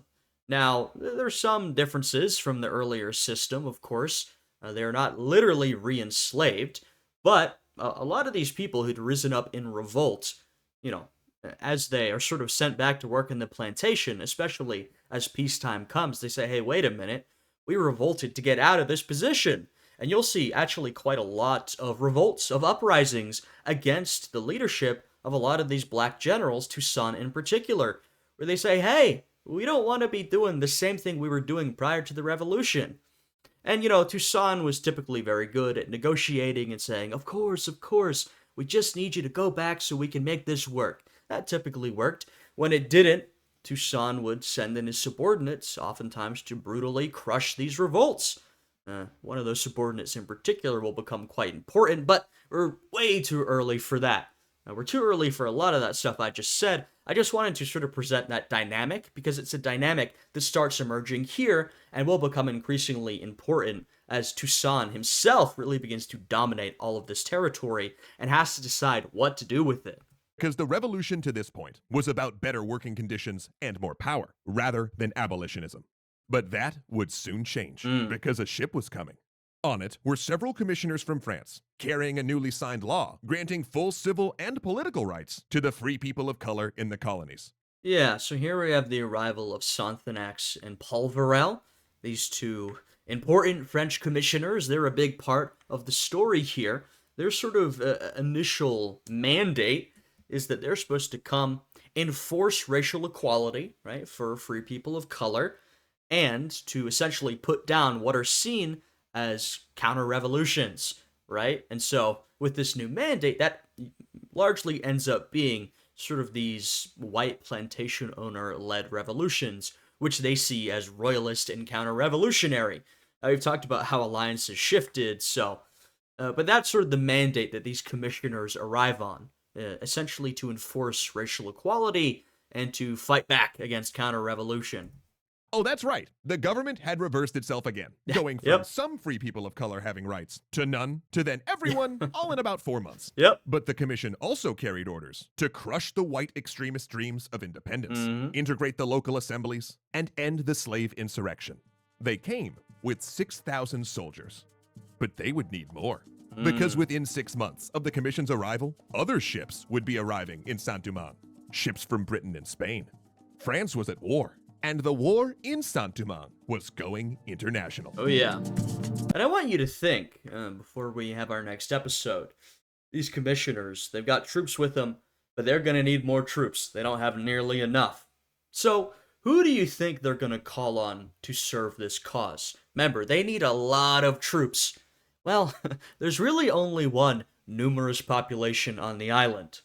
Right, so do a little bit of thinking before the next one. You can sort of try and guess who these commissioners would have to turn to in order to fight, as they saw it, counter-revolution.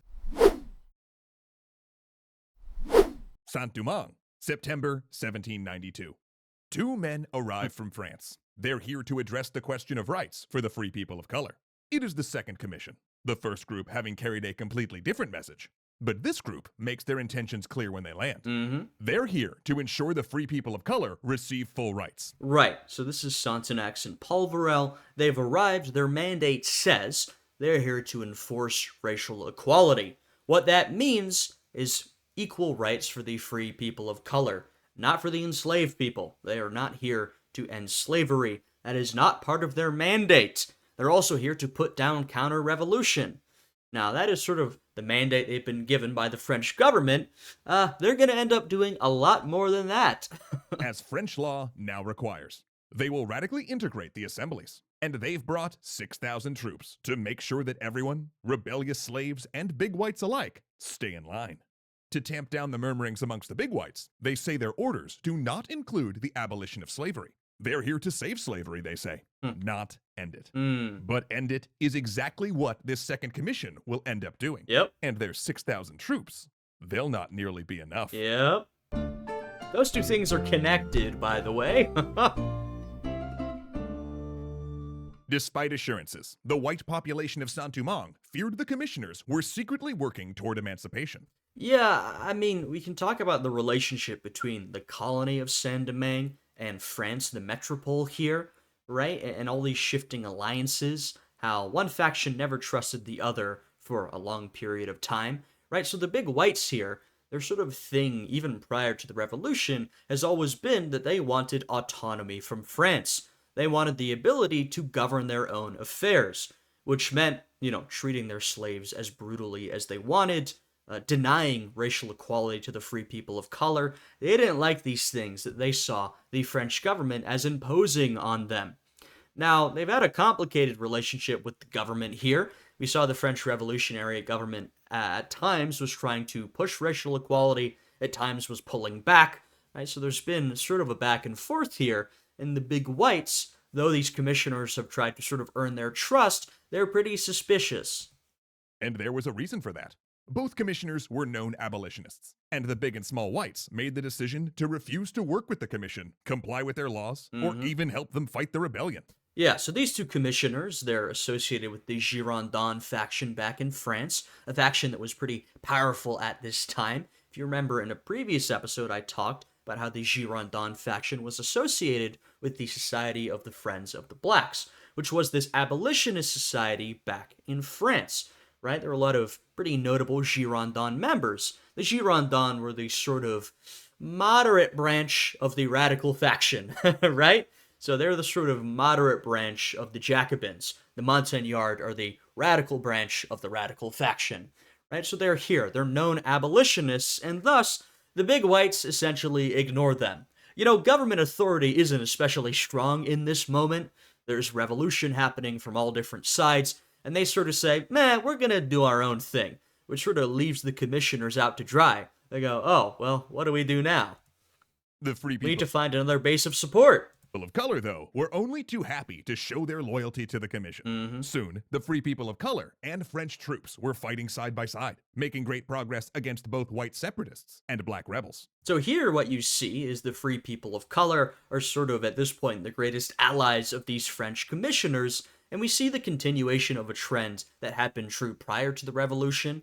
We also talked about this in a previous episode, that colonial militias, or the Saint-Domingue's colonial militias, often had the free people of color overrepresented because they felt that their best protection against the domination of these big white planters was the French metropolitan government. Now, that government did not serve them very well, frankly, but they felt that was the best stopgap in the protection of their rights. And so we sort of see the continuation of this trend here with the free people of color essentially saying, hey, we'll be your base to Sontenax and Polverel. We will be your loyal allies against these big white planters who are not interested in listening to the revolutionary government of France. Which was good, because roughly 5 minutes after the commission got to the colony, yellow fever turned their 6,000 reinforcements into 3,000. Yeah, But this is another trend that will continue. Whenever you have fresh troops sent in from France to the colony, a lot of them almost immediately die from yellow fever. They are just not acclimatized, right? So disease will be a big part of essentially every campaign fought in Saint-Domingue. this alliance only deepened suspicions that the commissioners meant to end slavery. Right. Suspicions that boiled over when the commission issued a decree that they were reinstituting the long-ignored Code Noir, a set of regulations governing the treatment of the enslaved, from providing proper food, clothing, and housing, to opening channels the enslaved could use to report abuse. This Now, I will point out the Code Noir had been this sort of long-standing set of regulations in relation to slavery. Now, it was extremely racist and did not call for good treatment of the enslaved people, but it was some type of regulation, right? So it was some restriction on the action of plantation owners, and essentially, in those decades leading up to the Haitian Revolution, as we talked about, these big white planters had tried to enforce white supremacy more than ever. They tried to deny free people of color any sort of basic rights, and they tried to essentially increase their control over their slaves, which meant ignoring something like the Code Noir. So, sort of reinforcing this is a very racist set of brutal regulations, but it is like the smallest type of check and balance on the white plantation owners, which infuriates them, right? As we know, they were not willing to compromise even a little bit. So this they see as a direct affront to their authority over their slaves, as they saw their property. was the last straw for the big whites. They had already been buddying up to the new governor, a pro-slavery plantation owner like them, and soon he was insulting the commission and threatening to counteract their decrees. So, the commissioners So, I mean, you've got like direct civil conflict here, direct infighting, where the governor here is sort of on the side of these big whites who are essentially disloyal to the French revolutionary government. You have these representatives of the government, these commissioners arriving, once again with a direct mandate from the French revolutionary government, and they find their base initially among the free people of color, right? So this is sort of direct, sort of civil war here. Now, there's one faction that we haven't yet colored, which is the enslaved people. Now, of course, they're also going to be a very big part of this. deciding that this constituted rebellion, marched into Le Cap and imprisoned the governor. Except he escaped, and all hell broke loose. Yep. The governor rallied his troops and attacked Le Cap, where the commissioners and soldiers were now based, besieging and taking the city. But during the fight, fires ignited the colonial port, burning down most of the city's grand Paris-style buildings, operas, and boulevards. The commissioners themselves ended up outside of the city and needing reinforcements. Worse still, both Spain and Britain had declared war on France. Yep. So the Spanish got busy sponsoring and fighting alongside rebels like Toussaint Louverture, while word was a British force was already on the way. The commission A lot of the rebels find allies among these foreign forces, the Spanish in particular, and there are some deals made, deals where they will recognize the freedom and independence of these people, the freedom of these formerly enslaved people if they sort of fought alongside the Spanish. You have a variety of different deals made. This is very piecemeal. Remember, it's not like the sort of, revolting slaves are just one big faction. No, there's a lot of different factions. So at different times, different factions are allied with, the Spanish, with the sort of royalist French, with the revolutionary French, the free people of color, the big, it's very complicated here, but you do see some alliances made between some of these revolutionary groups and the Spanish as, the French Revolution is going international, as we see war breaking out between France and all of its neighbors, obviously that's going to have an impact here in the Caribbean. Needed troops fast. So they did something unorthodox, Hmm. maybe out of desperation, or maybe because they saw an opening for a move they wanted to make anyway. They put the word out that any formerly enslaved person who fought for them would gain their freedom and full French citizenship. Yep. Rebels thronged in from the countryside. You could imagine that the big whites were, I mean, they already didn't like the commissioners. They were outraged by this. To them, this was proof of everything they'd said. The big whites saw this as proof that these were two ideological abolitionists who took this opportunity to free the slaves. Now, that's not exactly what's happening here. I mean, they were sort of abolitionists, but remember, that did not necessarily mean instant freedom. That oftentimes meant a much longer, gradual, sort of abolition process. Probably what caused this was the more immediate needs on the ground. Sontenax and Polverel, they just need more troops. They're not going to be able to keep fighting back unless they have more people to fight for them. I said at the end of last episode, if you sort of think about, they bring thousands of troops with them, a lot of them die from yellow fever. They have the backing of the free people of color, but that's in the grand scheme of Saint-Domingue, a minority population. They need more troops. What is the one massive population on the island? Well, the enslaved people, who are now a lot of them the sort of formerly enslaved people as they've risen up. And so I think out of necessity, they turn to this population. And also, they're ideologically abolitionists, so they're not necessarily opposed to doing this. They essentially say, this is freedom in exchange for service. You come and serve with us, and you may earn your freedom. And we see some similar things in the American Revolution, say with Dunmore's proclamation, right? Where the British essentially say, hey, come and serve with us fighting against the American patriots, and you will earn your freedom. Right? So this is not necessarily unprecedented, but it's a big move, as you can imagine. It really shakes things up. To join their forces. And they pushed the big whites and their allied governor out of Le Cap. Over half of the colony's white population boarded boats and fled overnight. But now agreeing to free a few people with. And this is when we begin to see a lot of the emigration that was so associated with the French Revolution. We now see that associated with the Haitian Revolution too. As we all know, at the end of all this, say at the independence of Haiti, there will not be many white people left in Haiti, and by not many, I mean almost none, right? So we're talking about either killed or a lot of them, they'll emigrate. They'll leave, right? They want to get the hell out of there. Same thing, a lot of these French aristocrats in France, they want to emigrate. They don't want to deal with this because they're worried about violence to their person and, of course, seizure of their property, right? And that's what a lot of these plantation owners are worried about, that their plantations will be seized if they haven't already been, and they will be killed. And so they flee. Now, they go to a variety of places, Some go back to France, but a lot don't, because a lot of them at this point are not fans of the revolutionary government. You know what I mean? Some are royalists, some, if not royalists, are sort of counter-revolutionaries. They go to places throughout the Americas. A lot of them go to the United States, right? So we see a lot of them heading to the young United States, arriving in places like Charleston and Philadelphia in particular. You see a lot of these sort of French migrants, emigres from Saint-Domingue, who arrive in places like Philadelphia, forming a sort of fairly prominent community there, right? So you see a lot of this emigration at this point, and that will continue throughout the revolution here. Conditions let the genie out of the bottle. Once Saint-Domingue's formerly enslaved population heard that emancipation was in fact on the table, rumors of abolition raced across the North Province. And on August 29th, 1793, the commissioners took the leap. Pressed by the rebels, Spain, and now Britain, the colony slipping away, they did the one thing that they believed could turn the tide. Yep. A general emancipation. Yeah, so they start off with this more targeted abolition. Hey, service for freedom.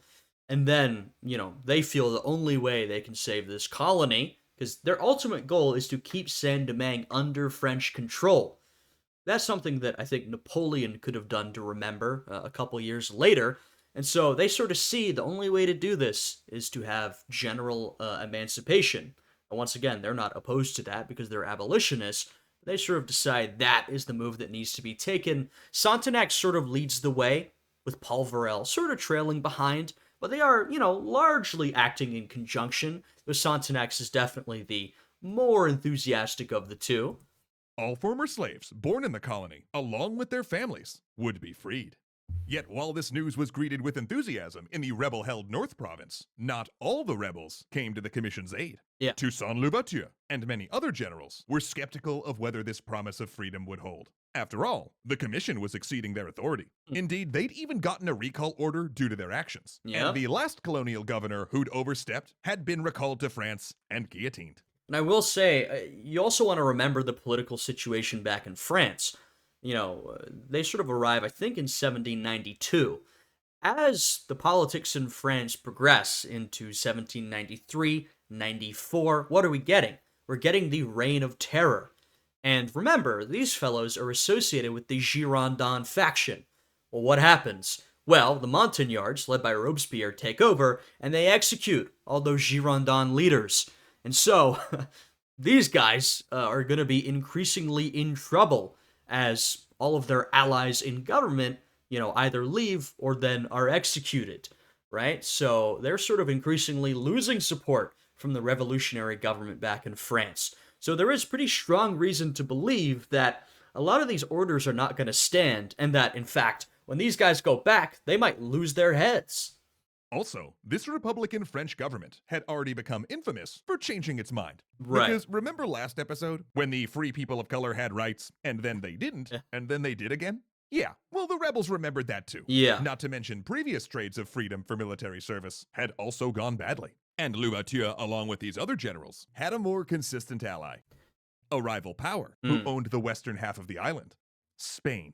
In fact, though Spanish troops had only crossed the border recently, Spain had covertly supported the slave rebellion since its earliest days. But now with open war declared, Louverture's forces were receiving arms, ammunition, and even uniforms from the Spanish. Yeah, so they're sort of thinking, yeah, I guess we could ally ourselves with these commissioners, but one, their orders probably aren't going to stick. Two, we don't necessarily trust them. The government has been so flip-floppy that Toussaint and a lot of these revolutionary generals are pretty suspicious. They're sort of thinking, maybe we should try and forge our own way with support from the Spanish. And that alliance with Spain did seem more suited to Louverture. After all, Spain had not promised them liberation. It offered to recognize that the enslaved had liberated themselves. Spanish political policies, too, lined up with the rebels. Because most of the rebels were royalists, who, due to incorrect rumors, believed King Louis was pro-emancipation. They disliked revolutionary ideals and symbols, mostly because their enemies, the small whites and the free people of color, had enthusiastically adopted them. Yeah, I mean, you see this royalism among these enslaved people revolting, especially at this time. That will sort of change, of course. But there is this idea about the king, but also more so, or maybe not more so, but it's also just that a lot of these whites had initially adopted revolutionary ideas, iconography especially. And so these people are just very suspicious. These leaders like Toussaint, they're thinking, I just don't know if I can trust this revolution, these commissioners, any of this. The French Revolution, I mean. They're thinking it might be better to, as I said, sort of blaze their own trail, go their own way with support from the Spanish. We talked about how the French Revolution, you have this idea of everyone being born equal, and how that obviously is in conflict with the idea of slavery. But once again, there were plenty of these Enlightenment or liberal types who, on the one hand, claimed to fully believe this idea of everybody being born equal, but on the other hand, fully supported slavery. So there was really, no guarantee that the French revolutionary government would ideologically oppose slavery. That just was not a guarantee. I mean, look at the United States. That was a very similar liberal revolution that had decided to keep slavery and keep people enslaved, right? So initially you might think, oh, it's sort of weird that a lot of these rebels would rather side with the king than the revolution. But when you really think about it, it's not that shocking at this point. Now, like I said, the situation is dynamic. The politics will evolve. But I don't think it's that surprising, really. Not to mention, Republican France was making moves on religion, suppressing the Catholic Church and replacing it with their own secular variant. and most of the rebels found that deeply offensive. Mm. Yeah, that's a wild story, actually, and we'll get to it, one day. But there were also cracks forming in this Spanish alliance as well. First of all, the war in Europe had turned, and Republican France suddenly looked like it might win. Second, the big whites who'd evacuated to Barbados had convinced the British to invade, under the specific promise of restoring slavery and racial apartheid. Yeah, so you see and this is where, we've talked a lot about here events in Saint-Domingue, aka Haiti, and events in France. This is where you can see the sort of relationship between the two, right? Obviously, events in France affect very much what's going on here in Saint-Domingue, but also there are unique situations on the ground. You've got your own thing going on. So there's this interesting dynamic between the two, where, they affect each other, but they're not always necessarily going in the same direction. But we can see here that the big whites sort of call on the British to bail them out, restore slavery, which is sort of funny because the British Empire, during and especially after this time, after the Napoleonic Wars, always loved to portray themselves as this great abolitionist empire. But that's not entirely true. I mean, they were also a great slaving empire. Anyway, this is somewhat similar to what happens in Toulon, right? Where a lot of these French leaders, you'd call them counter-revolutionaries, essentially call in the British and say, hey, come save us. The revolution's getting too radical, right? So you see, the Brits called in as sort of conservative shock troopers to try and defeat these revolutionary forces, right? So, these international forces are getting involved here. Wherever the Royal Navy landed ships and took ports, they put everyone right back in bondage. So technically, this alliance with the Spanish put the rebels on the same side as the British-aligned plantation Yeah, which was a little awkward. owners. And Louverture knew this was not sustainable. Right. And so you're already starting to see how this situation might shift, right? These two commissioners have arrived.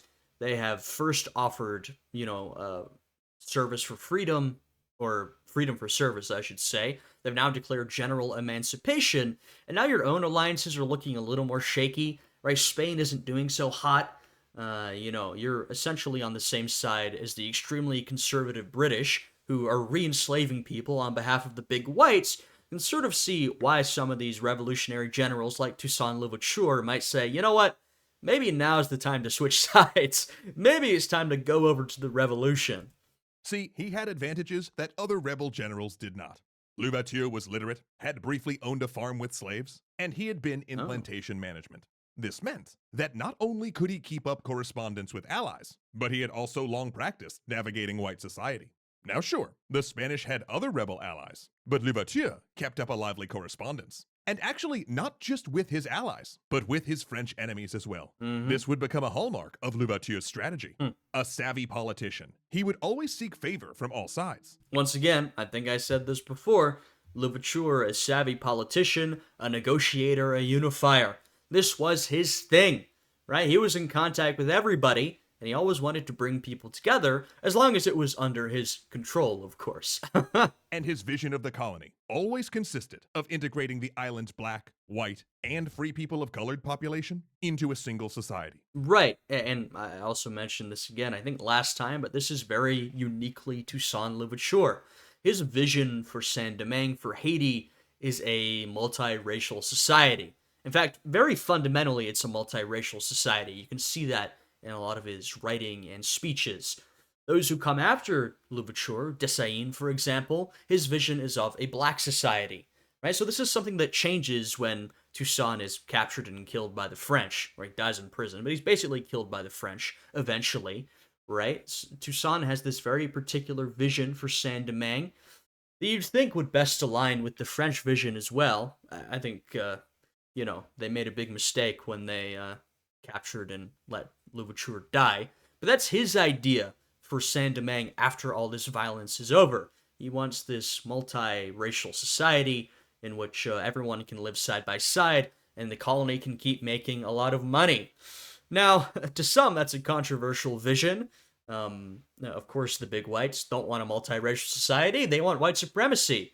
But we're sort of moving past that point. And of course, a lot of the enslaved people don't want to go back to their plantations, but if need be, Louverture will force them. But So, there's a lot of stuff that people disagree with there at that time, but that's sort of his vision for Saint Domingue, and I think that's a vision that these commissioners can largely agree with. That's kind of what they're going for, too. What do they want? Well, they want a colony where the slaves are freed with sort of racial equality, but where these plantations are going to keep going and they're going to keep producing coffee and sugar and indigo because they want to keep making money for France, right? But he was not naive. He knew that the freedom the Spanish were promising was at odds with the revived slave system the British were offering the big whites, and he saw Spain's commitment to racial equality wavering. As both news and the rhetoric of abolition crept across Saint-Domingue, both his political ideas about general emancipation and his political calculus began to shift. Because the revolution was beginning to craft its end goal, a thing that had been nebulous and confused up to this point, the complete abolition of slavery. Also, the French were eager for Louverture to defect. Despite having no military experience before the rebellion, he had blossomed into one of the most able commanders of the conflict. Yeah. When he captured European officers, he treated them well and had them instruct his men. He ensured they operated. Both due to his vision for the colony and also his leadership and skill as a politician and a general, the French really want Toussaint on their side at this point. Operated like a modern military, but also kept one foot in the guerrilla tactics that had served the rebellion so well. And he had the most important strategic position in the colony, garrisoning a line of forts that separated the rebel-held North Province from the French-held South and West. He had effectively split the French force, the commissioners in the North and the free colored troops in the South. Then, something incredible happened. In February of 1794, representatives of the colony spoke before the National Convention on the issue of slavery. It was a tricolor commission, consisting of one of the big whites, a free black army officer, and a free person of color. And once again, this is very much a sort of Louverture vision of Saint-Domingue, right? A tricolor society. These three different groups making a multiracial, equal society. They argued that emancipation was the only way to keep control of the vital economic engine of Saint-Domingue. And that's sort of the practical argument for emancipation at this point, which is why it really begins to pick up steam. Of course, you have some abolitionists who have ideologically supported abolition, but one of the reasons it does start to pick up support, a lot of support at this point, is the argument that, look, Saint-Domingue, the colony's in chaos, a lot of it's in ruins.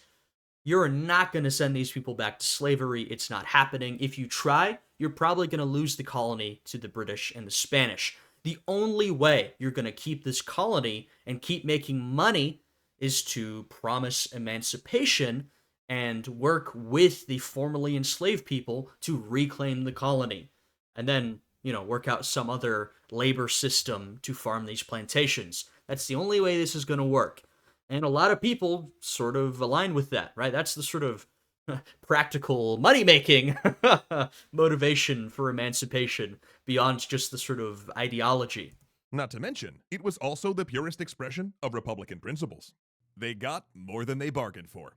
Not only did the National Convention end slavery in Saint-Domingue, they ended slavery in all French colonies. Moreover, they declared that all men living in France and its possessions, regardless of the color of their skin, were full citizens and protected by the Constitution.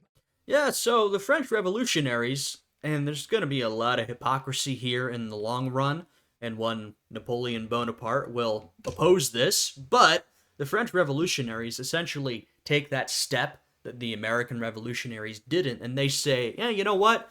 When we say all men were created equal, we meant it. Yeah, fine, yeah, everyone created equal. We're going to have equality among everyone regardless of race, and we're going to abolish slavery, because it obviously doesn't fit with that idea, right? So once again, it's complicated. There's a lot of hypocrisy, etc., etc., a lot of caveats, but they do take this step where they say, all right, yeah, everyone is created equal. We really meant it. Upon hearing that the French had actually fulfilled their promise of emancipation, Louverture ditched his Spanish allies and switched sides. Right. He now had the largest and most professional force in the colony, allies that aligned with his political goals, a strategic position to fight both the Spanish and British, and the backing of a major power. By 1795, Spain was knocked out of the war, ceding their side of the island to France. British troops were dying in droves of yellow fever, with 30,000 more on the way to help end the war. Yet it would do no good. The time of the European powers in Haiti was waning, Mm. and the rebel generals would instead turn on each other. For the war of muskets and uniforms was over, and the war of knives had begun. Yep. Alrighty, another good episode. Port-au-Prince, 1796. The British soldiers come ashore and die. Come ashore and die. One of the largest expeditions to this point in British history. 20,000 men and thousands of German mercenaries disembark. Within 4 months, most are cut down by yellow fever. Back in Britain, troops riot upon the announcement of a deployment to Saint-Domingue. British forces end up hiring 7,000 black mercenaries to fight for them. Some reports will claim that 60% of the British expedition, 15,000 men, will die. Yeah, so this is a pretty common occurrence, right? We see these troops being sent who are not used to this type of environment, and they will die in very large quantities. British troops, we'll see it with French troops later, right? They get diseased, usually with yellow fever, and they die, right? It is ravaging the ranks of all these soldiers being sent in, which obviously gives an advantage to those who are already there in Saint-Domingue, who are used to this environment. And those that make it to the interior of the island find something frightening. The troops of Brigadier General Toussaint Louverture and his ally André Rigaud fighting like professional soldiers. They do, after all, have years of combat experience. But soon, instead of fighting the British, they will fight each other. Yep.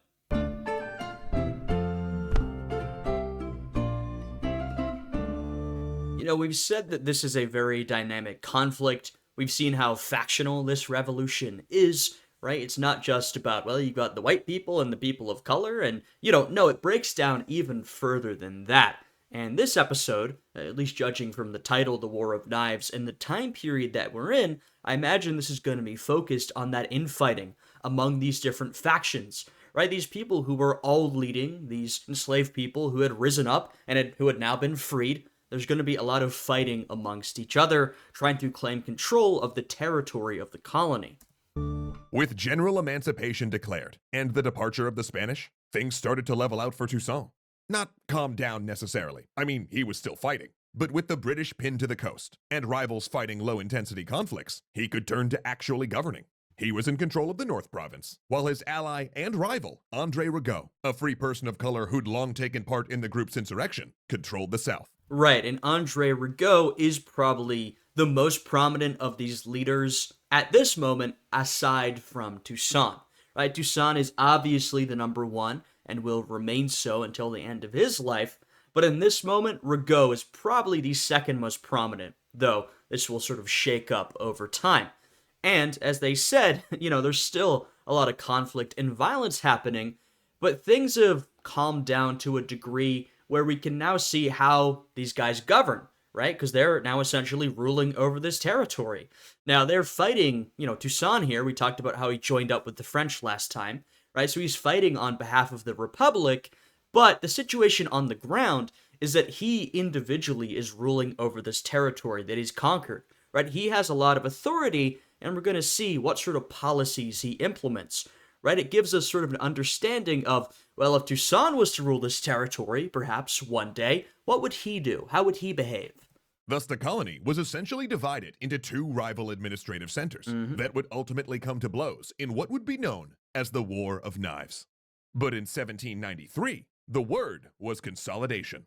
Finally, Toussaint had a chance to enact his vision for an integrated post-slavery society, one that brought the white, free people of color, and black populations into a peaceful, functioning whole, which would prove... Right, and that is Toussaint's vision. Now, as we know, in the long run, that's not what's going to happen, right? And a lot of people disagree with that vision from a variety of different perspectives, but Toussaint has this vision of a sort of multiracial society with everybody living alongside each other, right? It's the idea of society composed of the people of color, the sort of mixed population who were free before the revolution, the black population who were enslaved and were now free, and the white population, right? These three different groups. Toussaint's vision was to have all of them living together in unity. Now, as I think they're about to point out, this is a difficult task, right? This is a lot harder than maybe it sounds. And it probably sounds pretty difficult in the first place. Difficult. Yeah. Part of that difficulty was that Saint-Domingue's economy was dysfunctional by design. France had wanted the colonists to be dependent on France and had therefore restricted industry to the point that the island was solely focused on producing sugar, coffee, and indigo. Right. I mean, that was the point of Saint-Domingue as a colony, right? The economy is extremely extractive.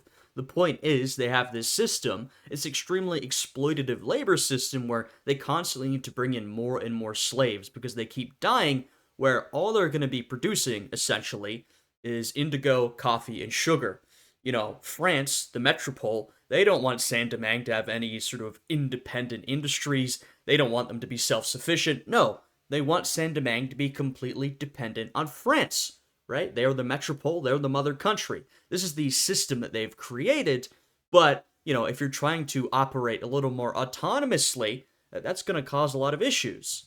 It was restricted from making any moves that might make it self sufficient. Hmm. In fact, it had to import food to sustain its population. Right, so you can think about that. You have this colony, Saint-Domingue, where they have an incredible amount of agriculture, of farming, and yet they can't even produce their own food. They are so dedicated to cash crops, primarily sugar, but also indigo and coffee, that they need to get food imported. We see this with a lot of economies, even today, economies that are so devoted to one particular resource or good because it makes them so much money, or because in this case, it makes France so much money, and they're forcing Saint-Domingue to operate in this way. Of course, the people who are running the colony, before the revolution, the planters, well, they didn't really have an issue with this. I mean, a lot of them wanted some more autonomy from France, but these people were making incredible amounts of money from producing that sugar, coffee, and indigo. But now, we're in a different situation, right? Agriculture, the plantation economy, has been decimated by years of warfare.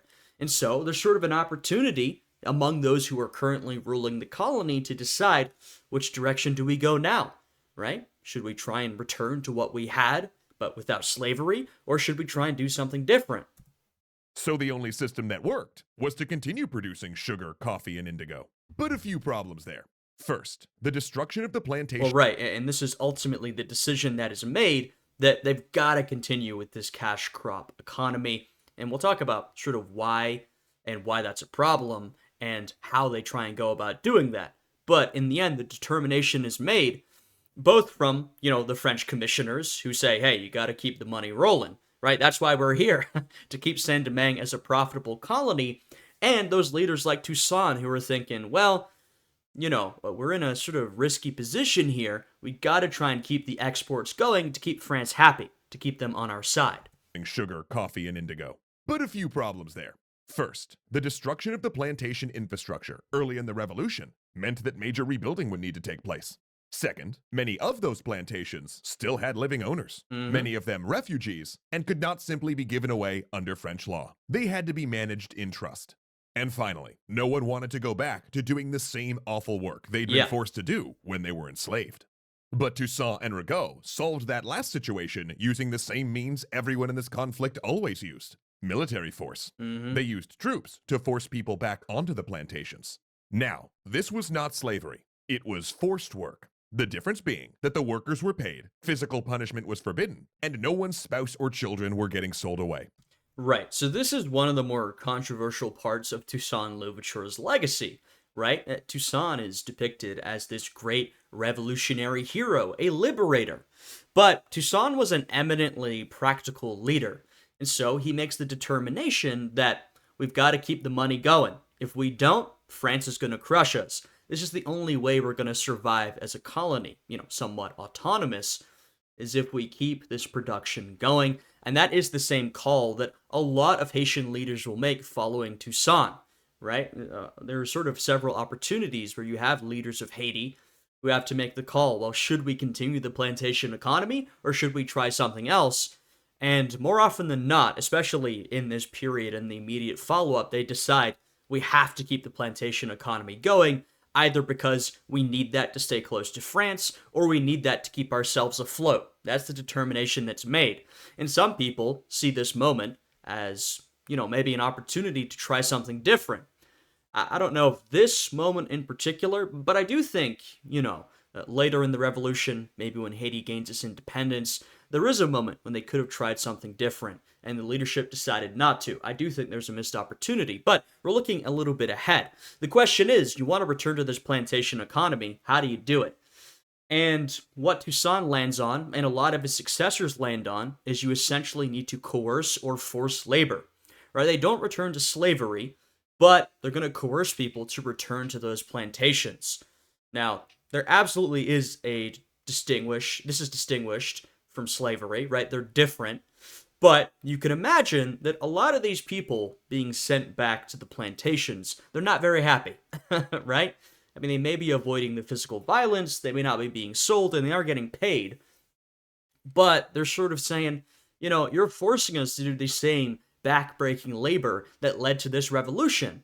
And unsurprisingly, there's a lot of revolts in this period against these revolutionary leaders, right? Toussaint is faced with a lot of different revolts that he has to manage, sometimes peacefully, sometimes violently, right? So like I said, this is one of those more controversial parts of Toussaint's legacy that doesn't necessarily line up with the depiction of this grand revolutionary liberator, but this is what Toussaint feels like he has to do to keep things moving. They also had rights and protections as citizens, including the right to legally marry. This is a stain on Toussaint's legacy, Yeah. as were the violent repressions he unleashed on those who rose against this forced labor program. But in Toussaint's estimation, And I'll point out that, like I said, a lot of revolts emerge because of this. Now, Toussaint, he was a charming guy, right? He was this pretty charismatic leader, so there are many cases of Toussaint being able to go to these revolts and to say, hey, I understand you're upset. I'm going to get rid of this overseer or, whoever, this revolutionary captain who's abusing you, whatever the complaint was. And we're going to return to the plantation. Your work is essential for the revolution. But there are also cases when Toussaint's honey words didn't work.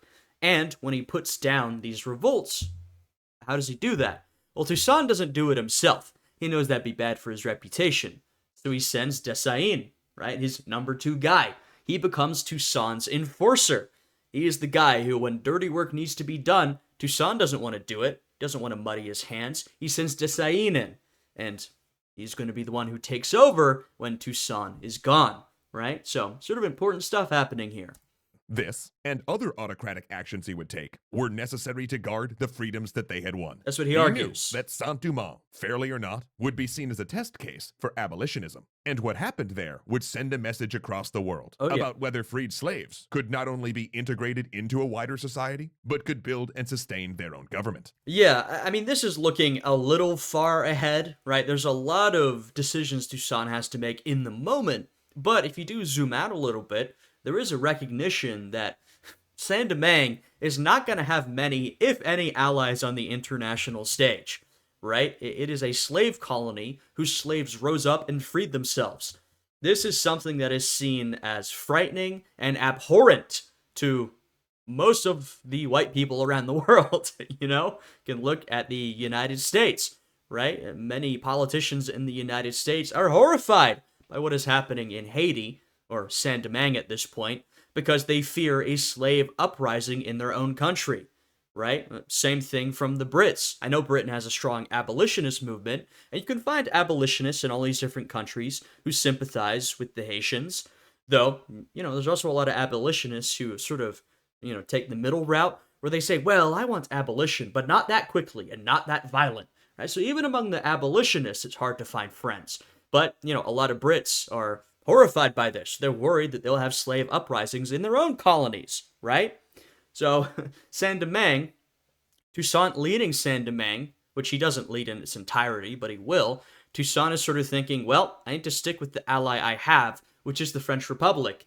And to keep that ally, I need to keep producing these cash crops, right? That's his perspective. And I think you can very much understand his motivations. You understand why he thought that was necessary, and maybe it was, but like I said, this is a controversial part of his career where he does resort to these, you know, violent, coercive tactics in order to keep the plantation economy running. And unfortunately, this is going to sort of establish a precedent for his successors.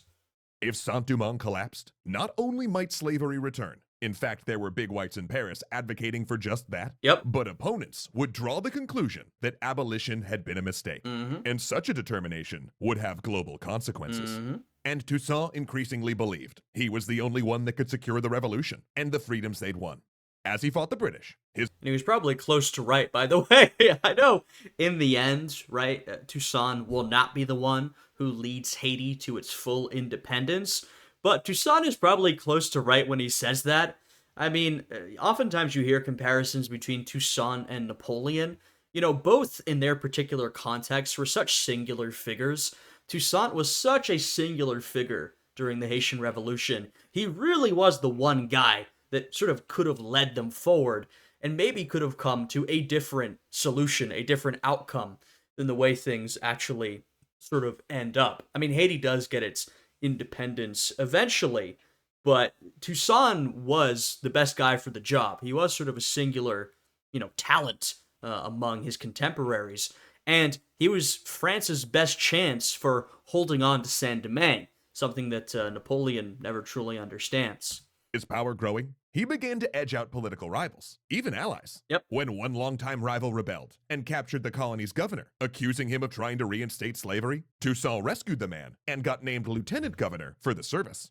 During the election for the colony's representatives in France, Toussaint steered his rival to victory so that then they would be forced to live in France, far from his developing power center. He would get himself. Yep, he knows that Sontenex and Polverel are, in this moment, sort of his two biggest challengers, as in they directly represent the French Republic, and they are literally the guys that freed the slaves, Now, to be fair, a lot of the slaves had already freed themselves, but they're the ones who officially sort of bring emancipation to Saint-Domingue. These guys are pretty popular. Toussaint, he doesn't want to fight against these guys. He wants to get them out of there so he can sort of truly establish himself as the one and true leader or governor of the colony, which is what we're seeing here. Declared governor general shortly afterward. And in 1798, he started conducting his own diplomacy. He concluded a secret peace with the British, where they would withdraw their troops and naval blockade from Saint-Domingue in exchange for the return of French royalists and a promise that Toussaint would not export the uprising to Barbados. Right, so we're seeing here that Haiti has not yet declared independence. We've still got a couple of years to go, but Toussaint is increasingly taking more and more autonomy, right? He's acting on his own initiative and, frankly, to the benefit of his colony. This is why I'm saying Toussaint was France's best chance to hold on to Saint-Domingue, or to Haiti, right? Now, what Napoleon isn't going to like is that he acts so independently. However, Toussaint's really the one guy who has control of the situation on the ground. If not him, then there's really no one else who can take control. And so Toussaint, he's bringing things to a calm. He's sort of trying to bring peace. He's making deals, negotiating behind the scenes, right? And you can see, we talked about previously in previous episodes, how Toussaint was quite a deal maker, a negotiator. He's bringing back royalists. He's bringing back plantation owners, which, like I said, a lot of the rebels didn't like that. But Toussaint, his vision of this sort of multiracial society where everyone lives in harmony, he's trying to bring everyone together. He's someone who can work with, all factions. He can work with the, formerly enslaved people who have risen up, who are still in rebellion. He can work with the French authorities. He can negotiate with the Brits and the Spanish. He can work with those plantation owners, many of whom have left the colony, right? He's good at wheeling and dealing. He can really work with everyone, right? That's one of the things that makes him such a brilliant political leader, even if you don't agree with all the decisions he made. That concluded, he sent a representative to the United States, striking a deal with John Adams so the undeclared naval war between the U.S. and France would not affect trade with... Right, so Haiti, or Saint-Domingue, I'm sort of using them interchangeably, but we're still the colony of Saint-Domingue, though you sort of want to start saying Haiti as it becomes more and more independent under Toussaint.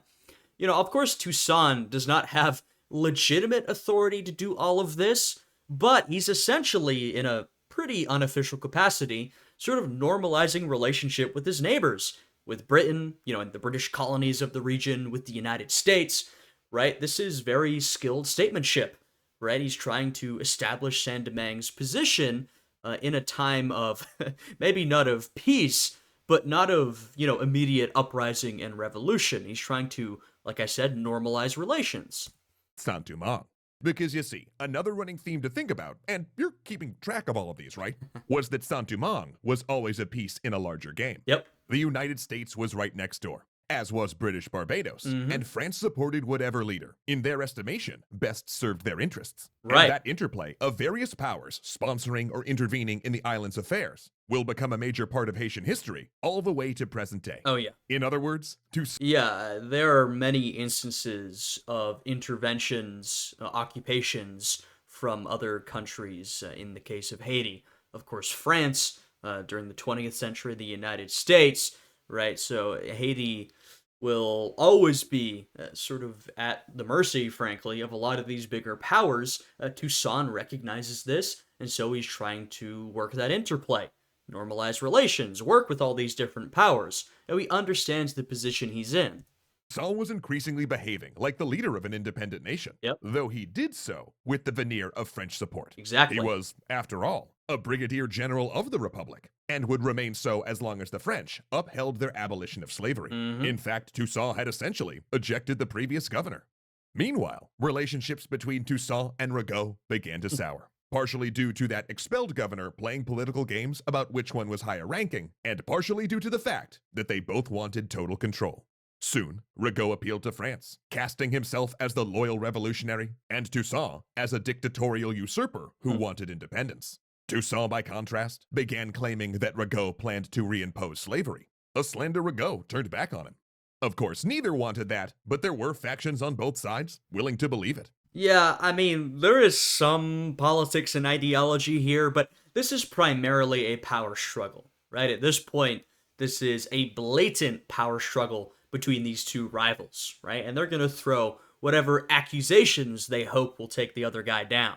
Toussaint had invited back many plantation owners in order to rebuild the economy. Yep. So it seemed plausible from that angle. And Rigaud had rebuilt the southern province with a caste system with the free people of color on top. Yeah, I mean, there's, of course, different ways to depict Toussaint. As with any historical figure, we have the sources we have, and you can read into those sources differently. You think of someone like a Napoleon. Whenever I talk about Napoleon, I always say, well, some people see him as someone who truly wanted to bring peace to France, but he was forced to keep fighting because he was surrounded by enemies. And some people say it was his ambition that undid him, right? He couldn't help but keep fighting, trying to conquer Europe. What's the truth? Something in between you can determine.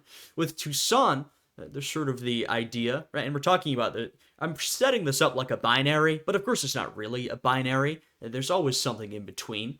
But there's sort of on one end the idea that Toussaint is this eminently self-interested individual, and he didn't care about the people of Saint-Domingue, and he was just trying to cement his position. And then, on the other hand, there's the position that he was this great liberator, this great revolutionary leader who truly wanted to secure freedom for the people of Saint-Domingue, and he did what he needed to in order to accomplish that. Now, once again, the truth is never that simple. I do tend to think that Toussaint was a genuine believer in freedom from slavery, right? I truly believe he wanted freedom for the people of Saint-Domingue. I do think he sort of wanted to set the colony up in a good position, but I think he believed the best way to do that was for him to be in charge, right? So you can add in a little bit of self-interestedness there, and I do think he sort of felt justified in taking these actions that we may not agree with in order to achieve that ultimate goal. Right? That's sort of my take on the figure of Toussaint Louverture, who really looms large over the entirety of the Haitian Revolution and really the entire history of Haiti. So again, people could imagine it. Both leaders had alienated supporters with their forced work policies, and those alienated groups. But isn't that funny? In both of these territories, you have people under Toussaint who are saying, yeah, look at how he's forced us to go back to work. Maybe he will reimpose slavery. And you have people under Andre Rigaud saying the same thing. He's forced us to go back to the plantation. Maybe he will reimpose slavery. They're hurling the same accusations at each other. I don't think, they were really interested, especially Toussaint, in reimposing slavery. But like I said, they were interested in setting up this sort of coerced system of labor. in order to keep the money moving.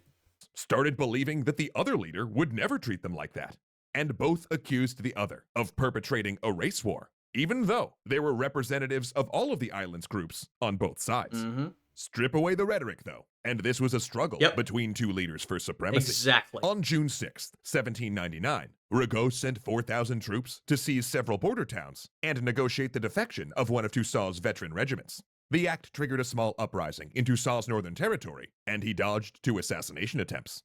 In one, Toussaint had his hat shot off and an aide killed. In another, his carriage was peppered with a volley of bullets, though by pure chance, he was not inside. Thus began a civil war that would come to be known as the War of Knives. And it earned that title through blood. Yeah. Both sides offered no quarter, and prisoners, when taken at all, rarely lasted long. At the outset of the conflict, Rigaud's forces better. I mean, we've seen that violence has always been a big part of the Haitian Revolution, and as it's continued, that violence has escalated.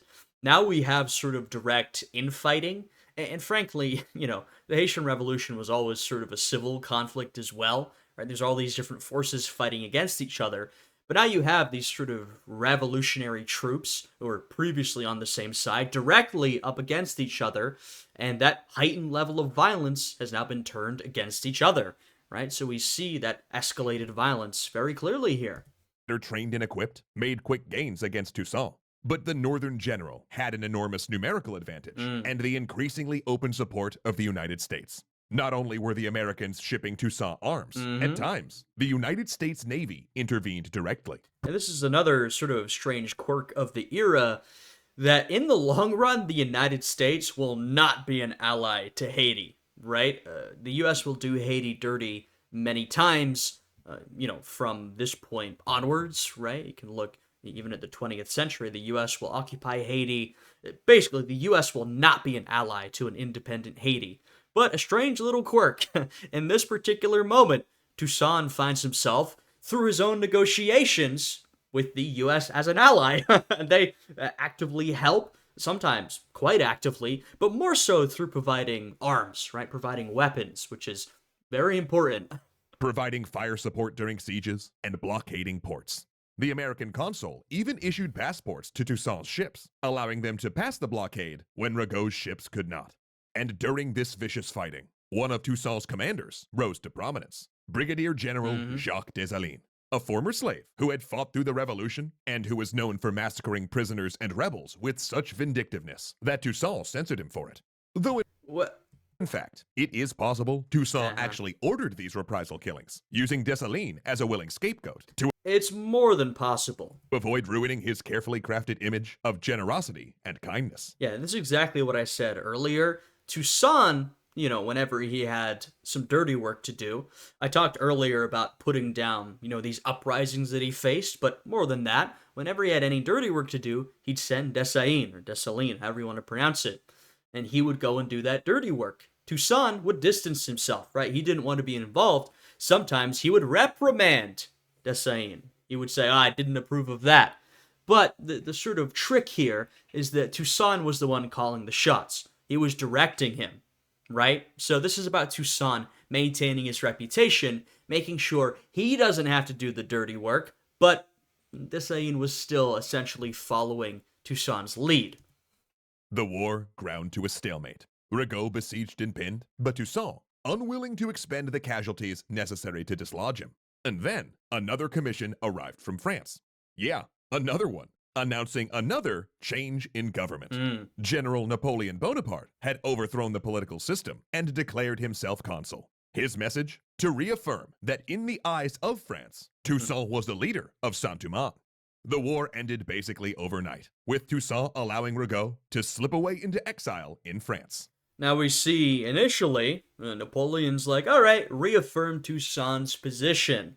Now, well, we've only got one episode left. Napoleon's going to be a big part of that episode. You could say he sort of changes his mind. But initially, I think Napoleon sees what is the truth of this situation, which is Toussaint is the only one who can really manage this situation, right? He's a great leader, a great general, but he's a great negotiator, right? If France wants to maintain control of Saint-Domingue and keep the cash crops going, Toussaint Louverture is the guy for that job. Napoleon recognizes that, at least in this moment, in the beginning. Which left Toussaint free to invade Santo Domingo, while technically still French, was still administered by the Spanish.